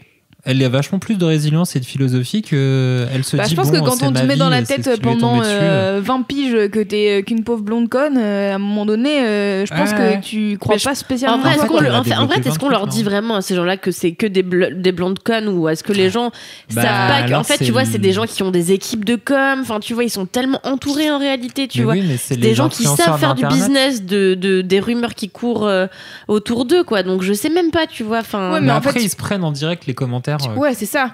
Imagine, tu vois, nous, en fait, non, mais évidemment que ça doit blesser, mais t'es tellement, à mon avis, Imagine, toi, déjà, les commentaires négatifs ou les critiques que t'as sur tes articles sur Mademoiselle ou sur une vidéo ou sur un truc, comment ça te touche, même si en fait, in fine, 3 Pékins qui sont pas d'accord avec toi, on s'en fout, tu vois. Imagine ce que ça fait à l'échelle mondiale quand je suis pas du tout en train de dire j'ai pas. À aucun moment donné, j'ai dit l'inverse. Je dis juste que en réalité, c'est des gens qui sont conscients de ça, qui ont fait leur métier de ça et qui sont pas tout seuls, tu vois, qui ont des équipes qui les aident à gérer cette célébrité au mieux. En fait, je pense que le problème, c'est que tu peux pas te réinventer. Je pense que si Paris Hilton, après Simple Life, elle dit à son équipe de com, vas-y, on me réinvente. Et en fait, je veux plus être ce personnage-là, j'ai envie d'être autre chose. Je pense que peut-être son équipe de com lui dit c'est impossible, tu seras en fait t'es ça, les gens ne te verront pas comme autre chose, donc soit t'arrêtes et tu vis ta vie privée et voilà. Mais si tu veux rester médiatiquement présente, il faut que tu continues à jouer ce rôle parce que les gens vont jamais croire que t'es autre chose. C'est possible aussi. Non, mais je suis d'accord. Je pense qu'il y a, tu vois, par exemple, Nabila, je trouve que c'est une meuf qui a réussi à pas mal tirer son épingle du jeu au final parce que elle s'est fait connaître pour un truc un peu con-con, tu vois, et c'est vrai que c'est un peu con-con. Sa phrase, elle était pas passionnante et elle a buzzé, mais en réalité, maintenant, elle écrit des bouquins et j'ai l'impression qu'elle a gagné en crédibilité en quelques années. J'ai l'impression que tout le monde la respecte maintenant et qu'on l'invite genre en mode pas tout le monde mais plus de gens. Que j'ai l'impression que c'est beaucoup plus de gens et que tu vois je pense que en fait c'est possible d'en sortir, genre c'est rien, tu vois. En fait je pense que si t'es vraiment, pour vraiment résumer, je pense que si t'es vraiment une blonde conne, tu survis pas à ça en fait. Ouais, bien sûr. Tu perds pied et il y a plein de tentations et de façons de se cramer les ailes quand tu deviens connu vite, surtout quand tu deviens connu et que t'es une femme sexualisée et que en plus t'as un personnage de potiche. Je pense que si t'es pas en maîtrise, si t'es pas intelligente, si t'as pas les bons réflexes, le bon instinct, tu perds en fait et tu deviens une des starlettes qu'on revoit plus jamais. Et Paris Hilton, ça aurait pu être ça. Elle aurait pu finir mise à l'écart par sa famille en mode bon, celle-là on va plus la laisser sortir parce que elle est cramée quoi. Et du coup le fait que Paris Hilton après des décennies soit toujours là et vive toujours globalement une vie médiatique, ça montre qu'elle a eu la force et les outils nécessaires pour survivre à tout ça. Ça veut pas dire que ce qu'elle a vécu est juste, même s'il y a des trucs, elle a joué la blonde conne, elle a orchestré avec son équipe de com beaucoup de scandales, de machins autour d'elle parce qu'il faut continuer à faire parler d'elle et tout. Et vraiment c'est une Hilton, elle est née avec 12 cuillères en diamant dans la bouche quoi, donc c'est pas elle a pas galéré, elle est pas sortie du ghetto, mais n'empêche que c'est pas une raison pour traiter les gens comme ça et que elle sait pas comment être heureuse, elle sait pas comment être normale, elle dit je pourrais jamais être normale. D'ailleurs moi je savais même pas que Paris Hilton elle avait encore une actualité qu'elle était encore célèbre en fait, tu vois, sur les réseaux et tout quoi. Pour moi c'était une découverte parce que de ouf, donc j'étais étonnée de me rendre compte qu'en fait elle est moins médiatisée qu'avant, mais ça reste pas une nobody quoi. Et clairement elle peut pas sortir de chez elle, alors chez elle étant une immense maison à Los Angeles avec 12 piscines, voilà. Mais quelle tristesse. Mais elle peut pas avoir une vie quoi.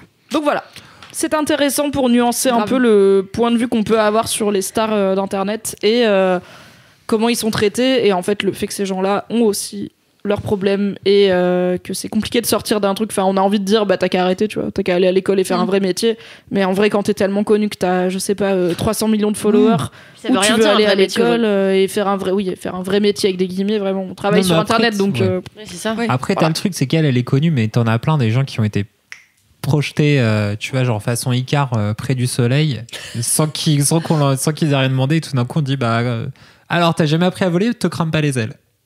Ah fun, allez. Ah non, t'es tombé. Tu vois, c'est pas grave, dommage. Quel est ton gros kiff, Kalindi, maintenant que ça fait 40 minutes? Non, mais c'était très intéressant. Du coup, mon gros kiff le sera à moi, à mon avis. Elle est toujours passionnante, Kalindi. Bah non, mais du coup, j'ai un doute là. Attention, jingle bouffe. Comment tu sais? Ah, je t'ai envoyé mon gros kiff. Bah oui. Ah oui, je suis con. Putain, tu ruines l'effet de surprise. J'aurais pu faire croire que c'était un dernier livre de philosophie paru aux éditions de Minuit, mais bon, tant pis. Et je vais le rajouter, quoi qu'il arrive, le jingle bouffe. Mangez. Donc mon gros kiff, c'est que pour nos 4 ans avec mon mec, on a été tester une nouvelle table. Et vous savez à quel point Vous savez à quel point j'aime la cuisine. Oui. Et en fait, sur les conseils de Queen Camille, j'ai commencé à suivre un type sur Instagram qui s'appelle Benjamin Schmitt. Et en fait, tous les matins, quand je vais aux toilettes,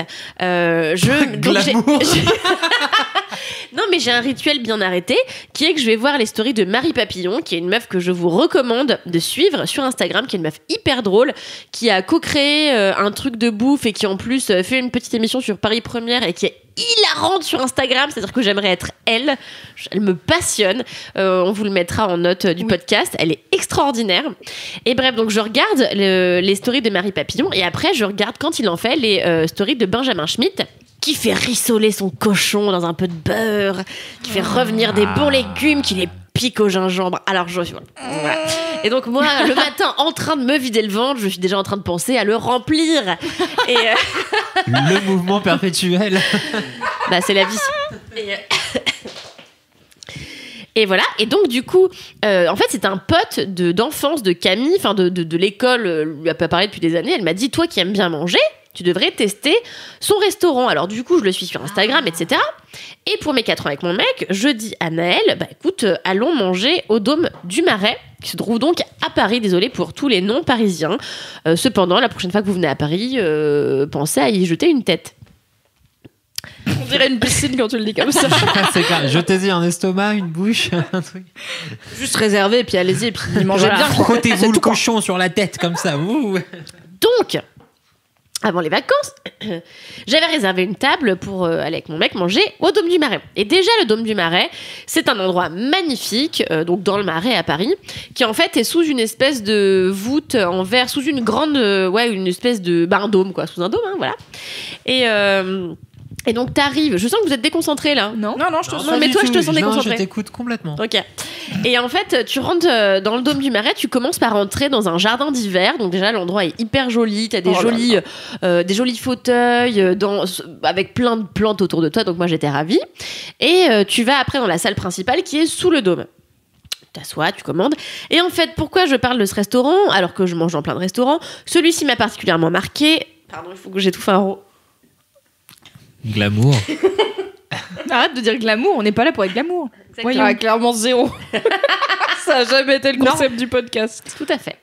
Et donc en fait, j'étais hyper surprise par les tarifs de ce restaurant, parce que donc j'ai pris un apéritif, une entrée, un plat, un plateau de fromage, un dessert, une bouteille de vin. Mais attends, et un digestif. Je ferai un point plus tard sur comment t'as la place. Je ne comprends pas. Parce que c'est pas des portions non plus exorbitantes. Ouais, il y a des trucs qui se dissolvent les uns les autres. Je vais vous faire mon menu, puisque c'est ça qui importe. Oui. Alors, j'ai oublié la moitié des ingrédients. Mais du coup, en très gros... Tu racontes bien. J'ai mangé des trucs à moitié. Voilà, comme ce podcast. Et donc, du coup, en entrée, donc en apéritif, je sais pas, moi, je me souviens plus. Et alors, en entrée... Déjà, l'étape 1, elle n'existe pas. Mais en entrée, j'ai mangé un poulpe qui était... Et là, j'insiste. Car très souvent je m'énerve parce que le poulpe en fait il est souvent trop cuit et moi je viens d'une famille où on pêche le poulpe. Mon père, j'ai déjà été pêcher le poulpe en nageant à l'île Maurice, on l'a sorti avec le harpon. Bon, désolé pour les gens qui sont contre la maltraitance animale, à l'époque je l'étais moi aussi, puis depuis j'ai appris à aimer manger et non, je rigole. J'ai tellement peur. Putain, c'est pas vrai, en plus j'essaie de manger moins de viande et tout, vraiment je suis voilà. Donc je pêchais le poulpe avec mon père, on le tuait, on le faisait griller au barbecue. Donc j'aime manger le poulpe, je cultive ça depuis longtemps. Et au restaurant, je trouve qu'il est souvent bouilli trop longtemps, ce qui fait que la chair en devient molle et caoutchouteuse, et ce qui n'a plus aucun intérêt, tandis que le poulpe ça doit être un peu croquant, ça doit être ferme à l'intérieur, mais quand même un peu fondant. Enfin, tu vois, c'est subtil le poulpe, quoi. Et donc là, t'as une seule tentacule, une petite, et bien revenue dans le beurre à mon avis. Donc l'extérieur est bien croustillant, de l'intérieur est parfaitement cuit, avec, vous savez, comme ils aiment faire les chefs, des petits points de sauce, machin. Je sais plus exactement ce que c'était, mais c'était à base de fruits, etc. C'était divinissime. Et alors, je buvais du vin, j'étais déjà pétée, parce que j'avais passé la journée à picoler. Pardon, ne le faites pas chez vous. Et Moi, j'ai bougé.fr. Moi, je fais du sport, hein, et je bois des jus verts. Mais donc là, j'avais bu plutôt du vin rouge toute la journée. Et fait pas de sport. Donc j'avais fait ça et donc du coup donc le poulpe en entrée était absolument extraordinaire. C'est peut-être l'un des meilleurs que j'ai mangé à part celui de mon père. En plat, j'ai pris un cochon grillé avec, malheureusement j'avais mal choisi, une crème de maïs, et vous connaissez mon désamour profond pour le maïs, qui est, vous le savez, un légume fourbe et qui en plus a un côté crémeux et sucré qui me donne la gerbe. Mais pourquoi t'as pris crème Parce que je voulais de le maïs, cochon grillé. Parce qu'en fait j'avais vu dans tu peux pas choisir l'accompagnement. Eh ben non, tu peux pas. C'est un chef. Voilà. Mais moi je vais pas dans des restos de chef, je vais dans des restos de prolo où tu peux dire je peux avoir les haricots verts à la place de la purée. Ils font oui bien sûr. Non, là je pouvais pas, et en fait je me suis dit peut-être que là, vu que c'est un chef, je vais aimer la crème de maïs. J'ai goûté, j'ai failli gerber sur Naël, du coup je l'ai engueulé. Bon bref, son est super. Je rappelle qu'elle était sobre, bien entendu. Je comprends, c'était vraiment ta faute, Naël, qui est de la crème de maïs qu'avec ce plat qu'elle a absolument voulu avoir. Et avec ça, il y avait, écoutez-moi bien, un petit chou piqué au gingembre et au citron confit qui était incroyable. Genre vraiment, je l'ai mangé tout doucement comme ça. Glamour. Tout doucement, je l'ai dégusté, je l'ai suçoté. Et après... Naël a mangé un canard aux légumes de saison, bien mijoté dans une cassolette en fonte. Quel homme, il sait vivre. Moi, je suis team canard. Ah bah oui, il est arrivé avec la petite cassolette, personne là. La personne. Il y avait le canard dedans, là, j'étais là, oh là là. Donc je lui ai fait toute ma crème de maïs, moi je me suis gavée de ses légumes et de pain, puis je sauçais, puis j'étais pétée, enfin bon, c'était un bonheur. J'aime tellement le bonheur selon Kalindi. Par Kalindi, quoi. Ouais, de ouf. Ouais, elle a raison. Hein. Du bon vent, de la bonne bouffe, moi, ça pourrait être que ça ma vie. Hein. Ah, attends. Juste manger, moi ça me va. Ah bah tout à fait. D'ailleurs, je vous conseille une excellente série qui s'appelle The Last Man on Earth. Alors ça n'a rien à voir, mais le héros passe beaucoup de temps dans une piscine de margarita avec une grande paille. Mimi, t'as pas le droit de parler de cette série que tu n'as pas aimée. Donc si, voilà. ça c'était l'épisode 1, j'aimais bien avant que la série devienne pas bien. Voilà. Ok. D'accord, donc la piscine de Margarita. Ouais, voilà. Et donc du coup après j'ai pris un C'était juste ça l'anecdote. Oui, c'était ça. Et donc après j'ai pris un plateau de fromage. Il y avait des super. Il y avait une fourme d'Ambert qui était extrêmement crémeuse. Pour les amoureux de fromage, vraiment cette fourme était tellement crémeuse que j'ai failli m'en mettre dans les yeux. Enfin, j'étais dingue. Mettez pas de la fourme d'Ambert dans vos yeux. Ne le faites pas chez vous. Ah mais j'étais en délicatesse. La myopie. Ça pique. Il y avait un bon comté si vieux qu'il était plein de cristaux de sel. Enfin, c'était un délire, je vous dis ça, vraiment ému. Et en dessert, j'ai pris une pomme fondante avec déclinaison de pommes et au sirop d'érable avec des petites galettes sucrées. Bon, on s'est régalé, quoi. Voilà, donc tout ça pour dire que le Dôme du Marais est l'une des meilleures tables que j'ai pu goûter à Paris ces derniers temps. Et Dieu sait que je dépense beaucoup d'argent au restaurant. Ça dépense première, je pense. Tout à fait. Et vraiment, je vous le conseille, que vous soyez parisien, que vous soyez provincial, que vous soyez même espagnol ou américain ou indien. Si vous venez à Paris, arrêtez-vous au Dôme du Marais. En fait, ce qui est génial en plus, c'est quand t'arrives... T'as pas du tout l'impression que c'est un restaurant, ça ressemble plus à un musée. Et en fait, quand tu rentres et que tu découvres la carte, t'es hyper surpris parce que la qualité des produits, qui sont des produits d'une première fraîcheur et de première qualité, le prix est vraiment hyper raisonnable. C'est-à-dire que pour une entrée, attention, on parle d'un truc qui est un peu semi-gastro, t'en as pour 13 balles l'entrée, 25 balles le plat et 12 balles le plateau de fromage et 15 balles le dessert.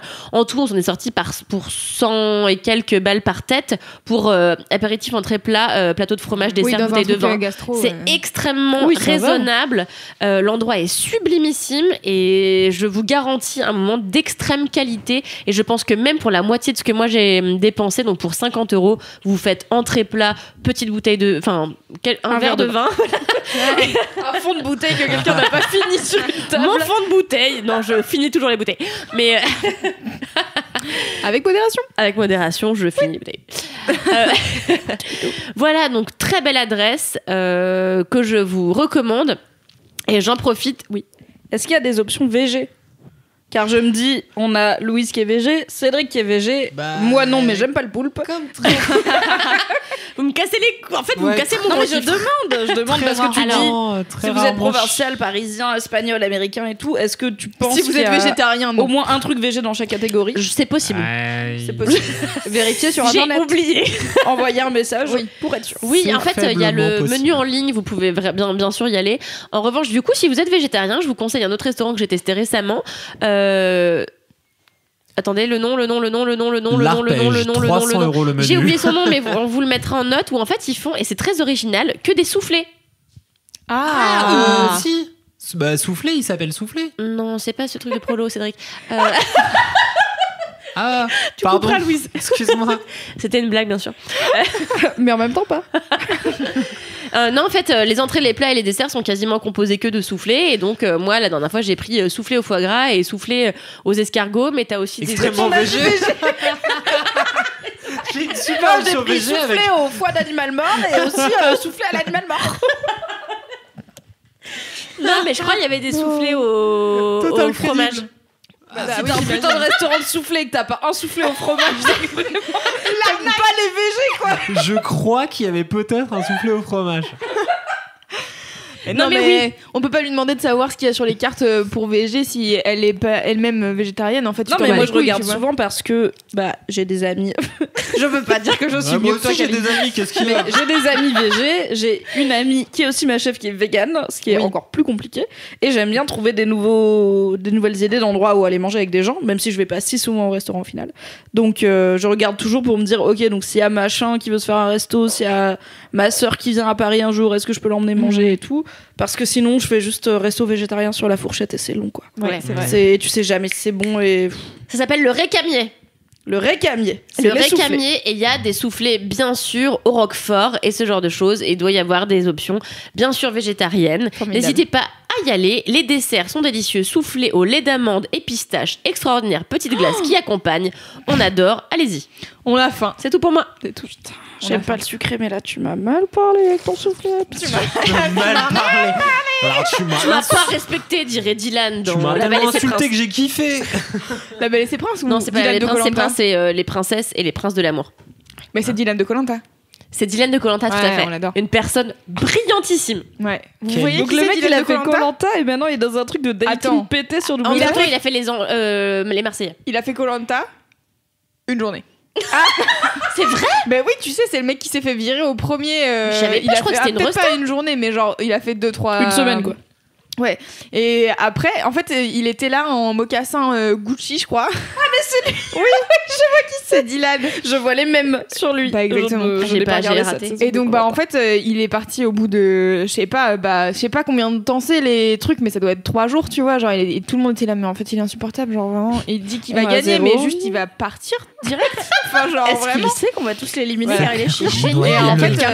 Et en fait, ils ont fait une saison il y a pas très longtemps où c'était le choc de héros en moitié là, et du coup, pour le coup, il a quasiment fini. Je crois il était pas en demi-finale, mais pas loin de gagner. Dommage pour lui. Toujours un mocassin. Bah là, il est actuellement prince dans l'émission Les Princesses et les Princes étonnée de l'amour, où il fait preuve évidemment d'un sexisme primaire assez révoltant, mais à la fois hilarant. Ah bah, non, mais hilarant parce que atterrant, tu vois, moi voilà. Et je vous conseille donc pas cette émission sur laquelle je vous écrirai tout prochainement un article. Je vous le promets depuis 6 mois, mais je vais le faire. Loulou, à toi. Ton gros kiff, Alors, gros kiff. Mon gros kiff, c'est un livre qui s'appelle Wang. Alors en fait c'est une série de bouquins, c'est 2 livres et c'est de la SF donc j'ai Loulou, peur. tu es Cédric. J'ai peur parce que je suis très mauvaise pour raconter des histoires et en plus je dois raconter une histoire de science-fiction qui se passe dans un monde futur où rien n'est comme dans le nôtre, du coup je suis obligée d'expliquer un minimum le monde. Bref, alors ça va mon être conseil compliqué. c'est que tous les personnages tu les appelles le gars, comme ça il y a genre le Bah, gars ça tout le c'est temps. facile. Et aussi, genre, au lieu de dire des trucs précis, tu dis les trucs. Du coup, c'est le gars et les trucs, Ouais. et comme ça, on comprendra. Ah, vas-y, fais-nous comme ça. Parfait. Alors du coup, c'est Wang, ça a été écrit par Pierre Bordage et c'est sorti en 1996. Oui. C'est moderne, c'est ça Ouais. que j'aime chez toi, Loulou. Et en fait, ma Très mère... grand auteur français, Bordage de SF. Ouais. Il a écrit plein de trucs géniaux. Mais je sais. On avait 36. Et en fait, ma mère a offert ça à ma tante il y a longtemps. Et en fait, je sais plus quand j'étais chez ma tante, je l'ai piqué à ma tante parce que j'étais là, tiens, ça a l'air intéressant. Puis si ma mère l'a bien aimé, peut-être que je vais bien aimer. Et en effet, j'ai grave kiffé. J'ai lu le premier tome il y a 2 ans. Et là, le deuxième maintenant. Et en fait, j'avais le. C'est Casey Lestat. Il s'est passé Internet, ainsi que Laissez-la tranquille. mes nombreux changements de vie. Non, mais tu vois, tu finis le premier tome et t'as pas envie de totalement quitter l'univers tout de suite. Puis tu dis non, mais je vais attendre un peu, puis t'attends 1 an et demi, 2 ans, Ah, je vois. 3 ans, 8 ans. J'ai pas envie de quitter l'univers tout de suite. Je vois pas. Par contre, je laisse traîner 2 ans. C'est soit tout, soit rien, tu vois, chez moi. Bah C'est... ouais, écoute, Mais je sais pas. ne juge pas. Voilà. Et donc Parle-nous du coup, ouais, de j'ai lu le premier tome il y a longtemps, et là je viens de finir le 2e tome, et je me suis dit tiens, trop bien, c'est rare que je parle de livres dans Laisse-moi kiffer, et donc du coup j'ai décidé d'en parler. Et donc Wang, de quoi ça parle ? Alors, pour vous mettre le contexte, je vais essayer de parler lentement, comme ça je peux faire les idées dans ma tête avant de les dire à voix haute, ce qui arrive peu dans ma vie, donc c'est important. Ça fuse chez Loulou. Donc, ça se passe au 23e siècle. Oh là. Ouais. Le monde actuel n'existe plus comme on le connaît. Et en fait, il y a d'un côté l'Occident et de l'autre côté l'Orient. L'Occident regroupe les États-Unis, le Royaume-Uni, la France, l'Italie, l'Espagne peut-être, non pas l'Espagne. Enfin bref, quelques pays vraiment genre le Canada, et voilà, c'est vraiment genre globalement tous les pays riches qu'on connaît aujourd'hui, c'est eux, voilà. Et en fait, l'Occident a eu une excellente idée de mettre un rideau électromagnétique entre eux et le reste du monde. Ah. Mais un rideau électromagnétique de fils de timbre, c'est-à-dire qu'infranchissable par les airs, par le sol, je crois que ça va être 200 mètres de profondeur et je sais pas combien, enfin 200 mètres c'est pas beaucoup, mais voilà, vous avez l'idée. Et 200 mètres d'eau, c'est pas mal, Louise. 200 mètres de profondeur, je suis pas ingénieur, mais c'est bien. Hein. Ouais, bon, bref, voilà. Et donc, il y a ce rideau électromagnétique qui sépare le monde en deux, hein, clairement. Et en fait, nous, on suit le personnage de Wang, qui donc, est le personnage principal de cette série de livres, et qui habite à Grand Warklo, donc qui est en Pologne. Et en Pologne, c'est la République populaire sino-russe. Donc, en gros, les Chinois et les Russes se sont alliés, et ils ont une C'est pas espèce... l'Occident. Non, c'est peu l'Occident. Et ils sont dans une espèce d'énorme pays qui est globalement contrôlé par des espèces de mafia qui s'appellent les Néotriades. Et sauf qu'on retrouve Wang au début du premier tome bien dans la merde, car il a un des chefs des Néotriades qui veut globalement lui faire la peau. Donc... Généralement, ça veut dire tu vas mourir très vite. Voilà, c'est ça. Donc, en fait, il vit avec sa grand-mère qui est une sage dame chinoise adorable, qui lui a appris la survie. Alors, on en saura après plus, mais en gros, elle lui dit, bon, bah là, clairement, tu ne vas pas survivre, hein, si Assol te tombe dessus, t'es dans la merde. Donc, il commence à partir, faut savoir que Wang a 17 ans, et il est là, ok, bon, bah, je vais partir. Et elle lui dit... break. Bah, elle lui dit, va en... Ouais, c'est ça, vraiment exactement le mood. Et du coup, elle lui dit, pars en Occident, et personne... Enfin, en fait, il y a quand même des portes dans le rideau électromagnétique, le REM, comme il l'appelle. Et donc, du coup, il y a des portes qui s'ouvrent de temps en temps, tous les ans ou tous les 2 ans. Et donc là, a priori, il devrait y avoir une porte qui s'ouvre dans pas longtemps, donc il ferait bien de bouger son cul, y aller et voir ce qu'il y a en Occident, parce que... Occident, oui c'est ça. En Occident parce qu'en fait il va mourir sinon, donc voilà, quoi qu'il arrive, il va crever. Donc du coup, allons là-bas. Sauf que personne n'est jamais trop revenu de là-bas. Les gens y passent et puis après on sait pas ce qui se passe. Et du coup, il y a personne pour témoigner de comment ça se passe là-bas. Est-ce que c'est le paradis qu'on décrit ? 10 mètres après la porte. Voilà, c'est ça. Et donc du coup, il y va en chemin. Il trouve une petite go qu'il aime bien. Et en fait, il réussit à atteindre. Oula. Kalindi déboîte la table. Excusez-moi. Tout va bien. Et donc du coup, il arrive au REM et il passe le rideau électromagnétique, mais je ne vais pas vous raconter la suite parce qu'en fait c'est tout le jeu de ce merveilleux livre qui est ultra intéressant. Et en fait juste hormis le fait que c'est ultra bien écrit, que c'est ultra pertinent sur plein de sujets, ça a été, enfin tu vois, je me dis c'est été écrit en 96, c'est vraiment genre encore d'actualité. J'ai lu des trucs, j'étais là tout ce qui est mur, mettre des murs pour que les pays riches et les pays pauvres ils se mélangent pas trop. Bon, exactement. Et donc du coup c'est vraiment cool. Et ce personnage de Wang est hyper intéressant et je le trouve hyper fascinant alors que c'est un personnage de fiction, donc bon voilà. Et en fait il y a un truc que je kiffe, c'est qu'à chaque début de chapitre il y a un extrait du Tao de la survie de Grand-Maman Li. Donc Grand-Maman Li c'est sa grand-mère, et en fait à chaque fois il y a des extraits qui se rapportent un peu à ce que lui va vivre et comment il doit s'adapter au monde pour pas crever. Et en fait donc hormis le fait que le livre est très bien, que je vous le conseille à tous, en fait ça m'a donné une idée. Je me suis dit, est-ce que ça serait pas trop bien de faire le Tao de la survie pour nous? Alors ça serait vraiment un Tao de la survie nul, parce que vraiment on n'a pas trop à survivre dans la vie, car vraiment on risque peu de mourir au quotidien. Voilà, peu de choses. On risque de se faire écraser par des gens overboard. Oui, ça oui. ça arrive. On a le patriarcat, ça c'est bof. On a 2-3 trucs, tu vois. Mais bon, voilà, on n'a pas les néo-triades et les occidentaux qui font des trucs bizarres. C'est nous les Occidentaux qui font des trucs bizarres. C'est vrai, c'est nous. Bah oui, voilà. Et donc je me suis dit, tiens, ça c'est trop bien de faire, parce que moi ça m'arrive régulièrement de me dire, tiens, ça c'est un truc, une leçon que j'ai appris, et je me dis, tiens, ça faudrait vraiment que je m'en souvienne toute ma vie, parce que ça va me servir plus tard. Puis bon, plus tard, je suis dans la merde pour exactement la même raison. C'est ça, et je suis là genre, ça va pas. Qu'est-ce que je pourrais faire le lendemain? Oh non, une situation qui n'est pas du tout la même qu'hier. Mon moral est à zéro, que faire? Comment avoir confiance en moi? Je ne sais pas. Et en fait, du coup, je me suis dit, ça serait trop bien de créer le Tao de la survie des Occidentaux en 2018, quoi. Mais bon, 2019, pardon, on a changé d'année, j'avais oublié. On a dit bonne année au début, loulou. Et voilà. Non, mais par contre, vraiment, Wang, trop bien. Et en fait, justement, tu vois, j'avais attendu 2 ans en me disant, quand même, c'était un peu un univers compliqué, parce que c'est quand même toute une nouvelle géopolitique à comprendre. Et lui, il est dans un univers vraiment assez complexe.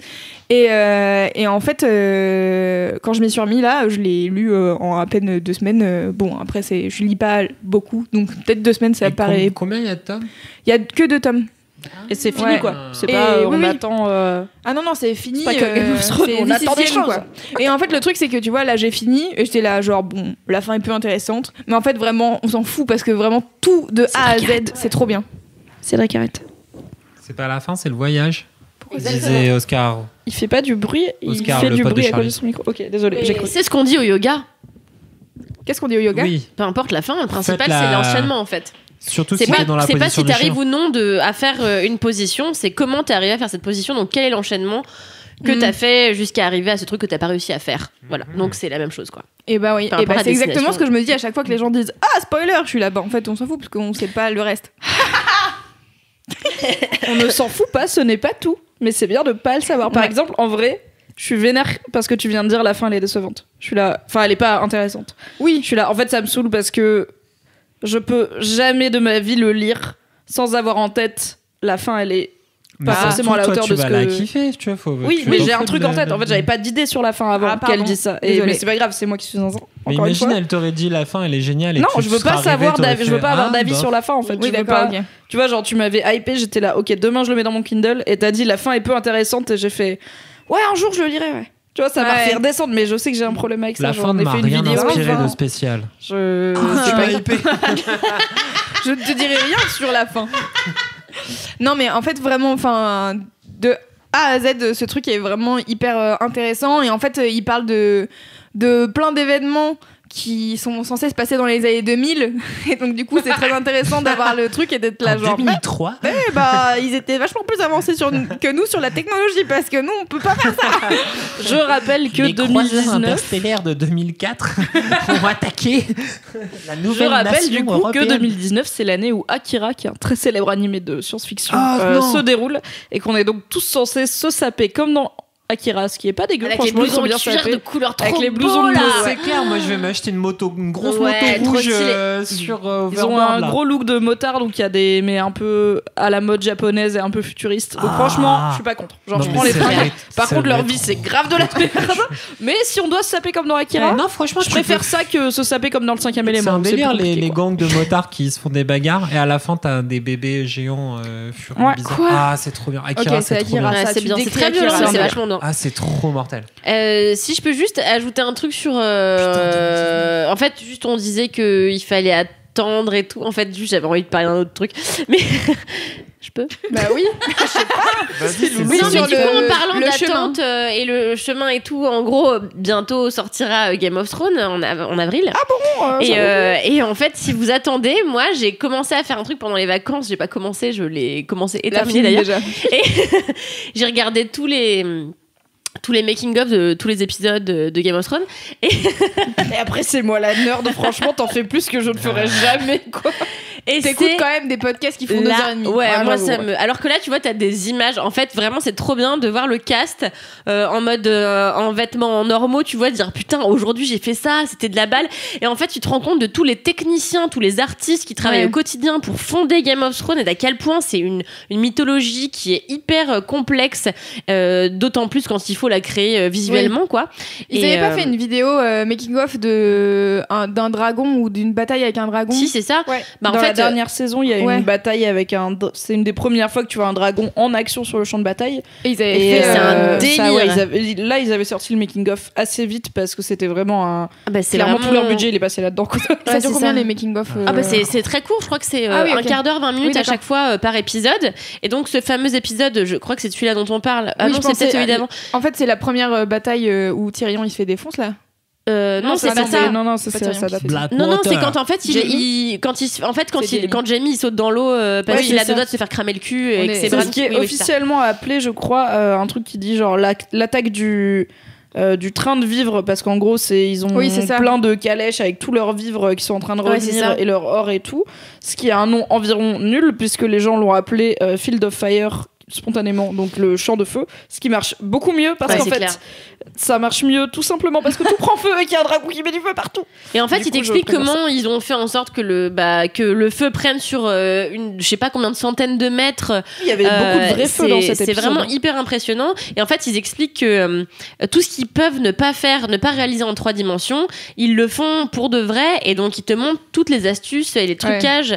Et c'est vraiment passionnant de se rendre compte à quel point tellement de gens bossent là-dessus pendant des mois et des mois et des mois pour des petits détails que nous, pauvres mortels, on remarquerait même pas de prime abord, quoi. Oui, parce que le plan il dure une demi-seconde. Exactement, et t'es là, tout ce travail pour 5 secondes, et vous avez mis tant de rigueur pour juste ça, donc merci, tu vois, et c'est tellement chouette. Enfin, moi ça m'a passionné. Donc en attendant Game of Thrones, vous avez quelques mois pour le faire, matez-vous tous les making of, c'est disponible sur YouTube, c'est passionnant. Les saisons, puisque t'as fait ça aussi. Oui, bon, voilà. En fait, c'est que tu parles pas dans ton micro, c'est ça le problème. Ah bon? Bah c'est comme ça. La violence. Pardon Loulou, je disais donc je parle au pire. Non mais t'as parlé là. Oui d'accord, juste Loulou, c'est là. Non mais oui, et puis rematez-vous là, vous avez 3 mois, février, mars, avril. Ouais, vous avez 3 mois, rematez-vous tout et faites-vous les making of, c'est trop kiffant. Moi je pense que je vais me refaire les 7 saisons là avant que ça recommence, parce que je suis dans une phase là où monomaniaque, non mais je suis dans une phase chiante du cul là. Ça me fait ça tous les 5 ans où je pète un plomb pour un truc et ça devient une obsession, comme La La Land que j'ai vu 8 fois au cinéma, tu vois, c'est des mono-obsessions. Là en ce moment je suis sur Game of Thrones où j'apprends tous les trucs et voilà. Bah attends, mais faut qu'on aille boire des coups, Kalindi. Faut que t'ailles boire des coups avec Mimi et Tequila Tex. Ah bah Tequila Tex, c'est quand tu veux, mon gars. Hein. C'est pas que il est passionné de. Mais je sais, j'avais écouté votre podcast avec Alison à l'époque. Trop fort. Je me souviens encore de l'image qu'il y avait pour illustrer votre podcast. Où vous avez tous des lunettes de soleil. C'est drôle. J'ai hâte qu'on fasse peut-être des podcasts pour Game of Thrones cette année. Peut-être. Ah oui. Okay. Moi je l'ai prévu dans ma tête, mais je l'ai pas encore briefé, donc je vais me brief. Quand tu dans seras ma prête. tête, mon gars, j'ai un planning. Ah bah voilà, écoutez, on arrive à la fin de cet épisode. Ah bah wow. On n'a pas chômé, finalement pas 2 heures. Bah 1h50. C'est 2 heures de ouf, quoi. Ouais, c'est clair. Donc tenez-vous bien parce que dans 6 mois ça durera 3 heures ces conneries. Oui, c'est vrai. Tu sais, j'ai un pote qui m'a dit l'autre jour, genre un pote de mon mec qui écoute LMK, il est vieux, hein, il a 35 ans et tout. Oh là là, c'est mon âge, dis donc. Non mais oui, mais et l'autre jour il m'a dit, tu vois qu'elle c'est bien, bon ça c'est pas top, ça c'est bien, mais normalement un podcast c'est 1 heure. J'étais là, mais dans quel monde, pourquoi t'as décidé qu'un podcast c'était 1 heure? Je suis là vraiment, peut-être les gens ils sont contents d'écouter 2 heures de conneries, tu vois, voilà c'est tout. Et en plus 1 heure c'est déjà long pour plein de gens quoi. Il y a vraiment plein de podcasts qui font 12 minutes. Et moi je suis là, mais moi j'écouterais jamais un truc qui fait 10 minutes genre. Pas pareil. Mais apparemment nous sommes une minorité. Car beaucoup de gens aiment bien les podcasts courts, voilà. Très bien. C'est peut-être leur temps de trajet de métro. Ouais, voilà, exactement. Tu as tout compris. Alors, voilà, c'est l'heure donc de conclure ce 29e épisode de Laisse-moi kiffer. Merci de nous avoir 72e épisode. supportés pendant cet épisode. Louise, clairement, a eu du mal à nous supporter. Personnellement, j'ai fait plusieurs PLS de quelques secondes. Power Kiffer. Non, bon, vraiment pas. Cédric, on a annihilé cette théorie. J'ai oublié de vous dire, t'as chanté, ça m'a rappelé la chanson de fin de Laisse-moi kiffer. Il y a des gens qui ont entendu la chanson de Laisse-moi kiffer dans une pub McDo. Quoi McDo, ils ont fait une pub avec la chanson qui est une chanson. Touchez-vous bien le kiki-kiff? Non. Qui est une chanson libre de droit. Hein? Mais non, la chanson de fin. Quelle chanson de fin? De Laisse-moi kiffer. Le générique. Ce que tu chantes à chaque fois, mec. C'est ça? Ouais, et à ben, peu près. McDo, il l'a utilisé dans une pub. Putain, ils utilisent des musiques libres de droit. Oui, voilà. Oh et donc, là du coup, il y a. genre, Allez, radin, ils ont pas putain! assez de thunes. Genre, ils vont pas assez de Big Mac pour se payer des chansons qui sont pas libres de droit. Putain, quelle bande de radins. Apparemment On sera jamais sponsorisé par McDonald's. Dommage. J'allais dire, McDo, si vous voulez pas mettre votre argent dans des chansons pas libres de droit, On mettez-le ira chez voir Burger mademoiselle.com. Non, j'essaie de les faire venir chez nous. Ah, Il a tout gâché. Bref. Heureusement que c'est pas toi le oui. chef de la régie commerciale. Non. Allez, j'arrive plus. Allez, j'allais dire au revoir et ma couille. bah c'était cool. Non, mais vous savez, à force, vous vous abonnez à Laisse-moi kiffer, vous en parlez autour de vous si vous avez bien aimé, et puis vous mettez des étoiles sur iTunes et des commentaires parce que vous êtes des gens sympas, et vous nous suivez sur Instagram @Laisse-moi kiffer, et on se fait des bisous et on se dit à la prochaine fois. D'ici là, touchez-vous bien le kiki.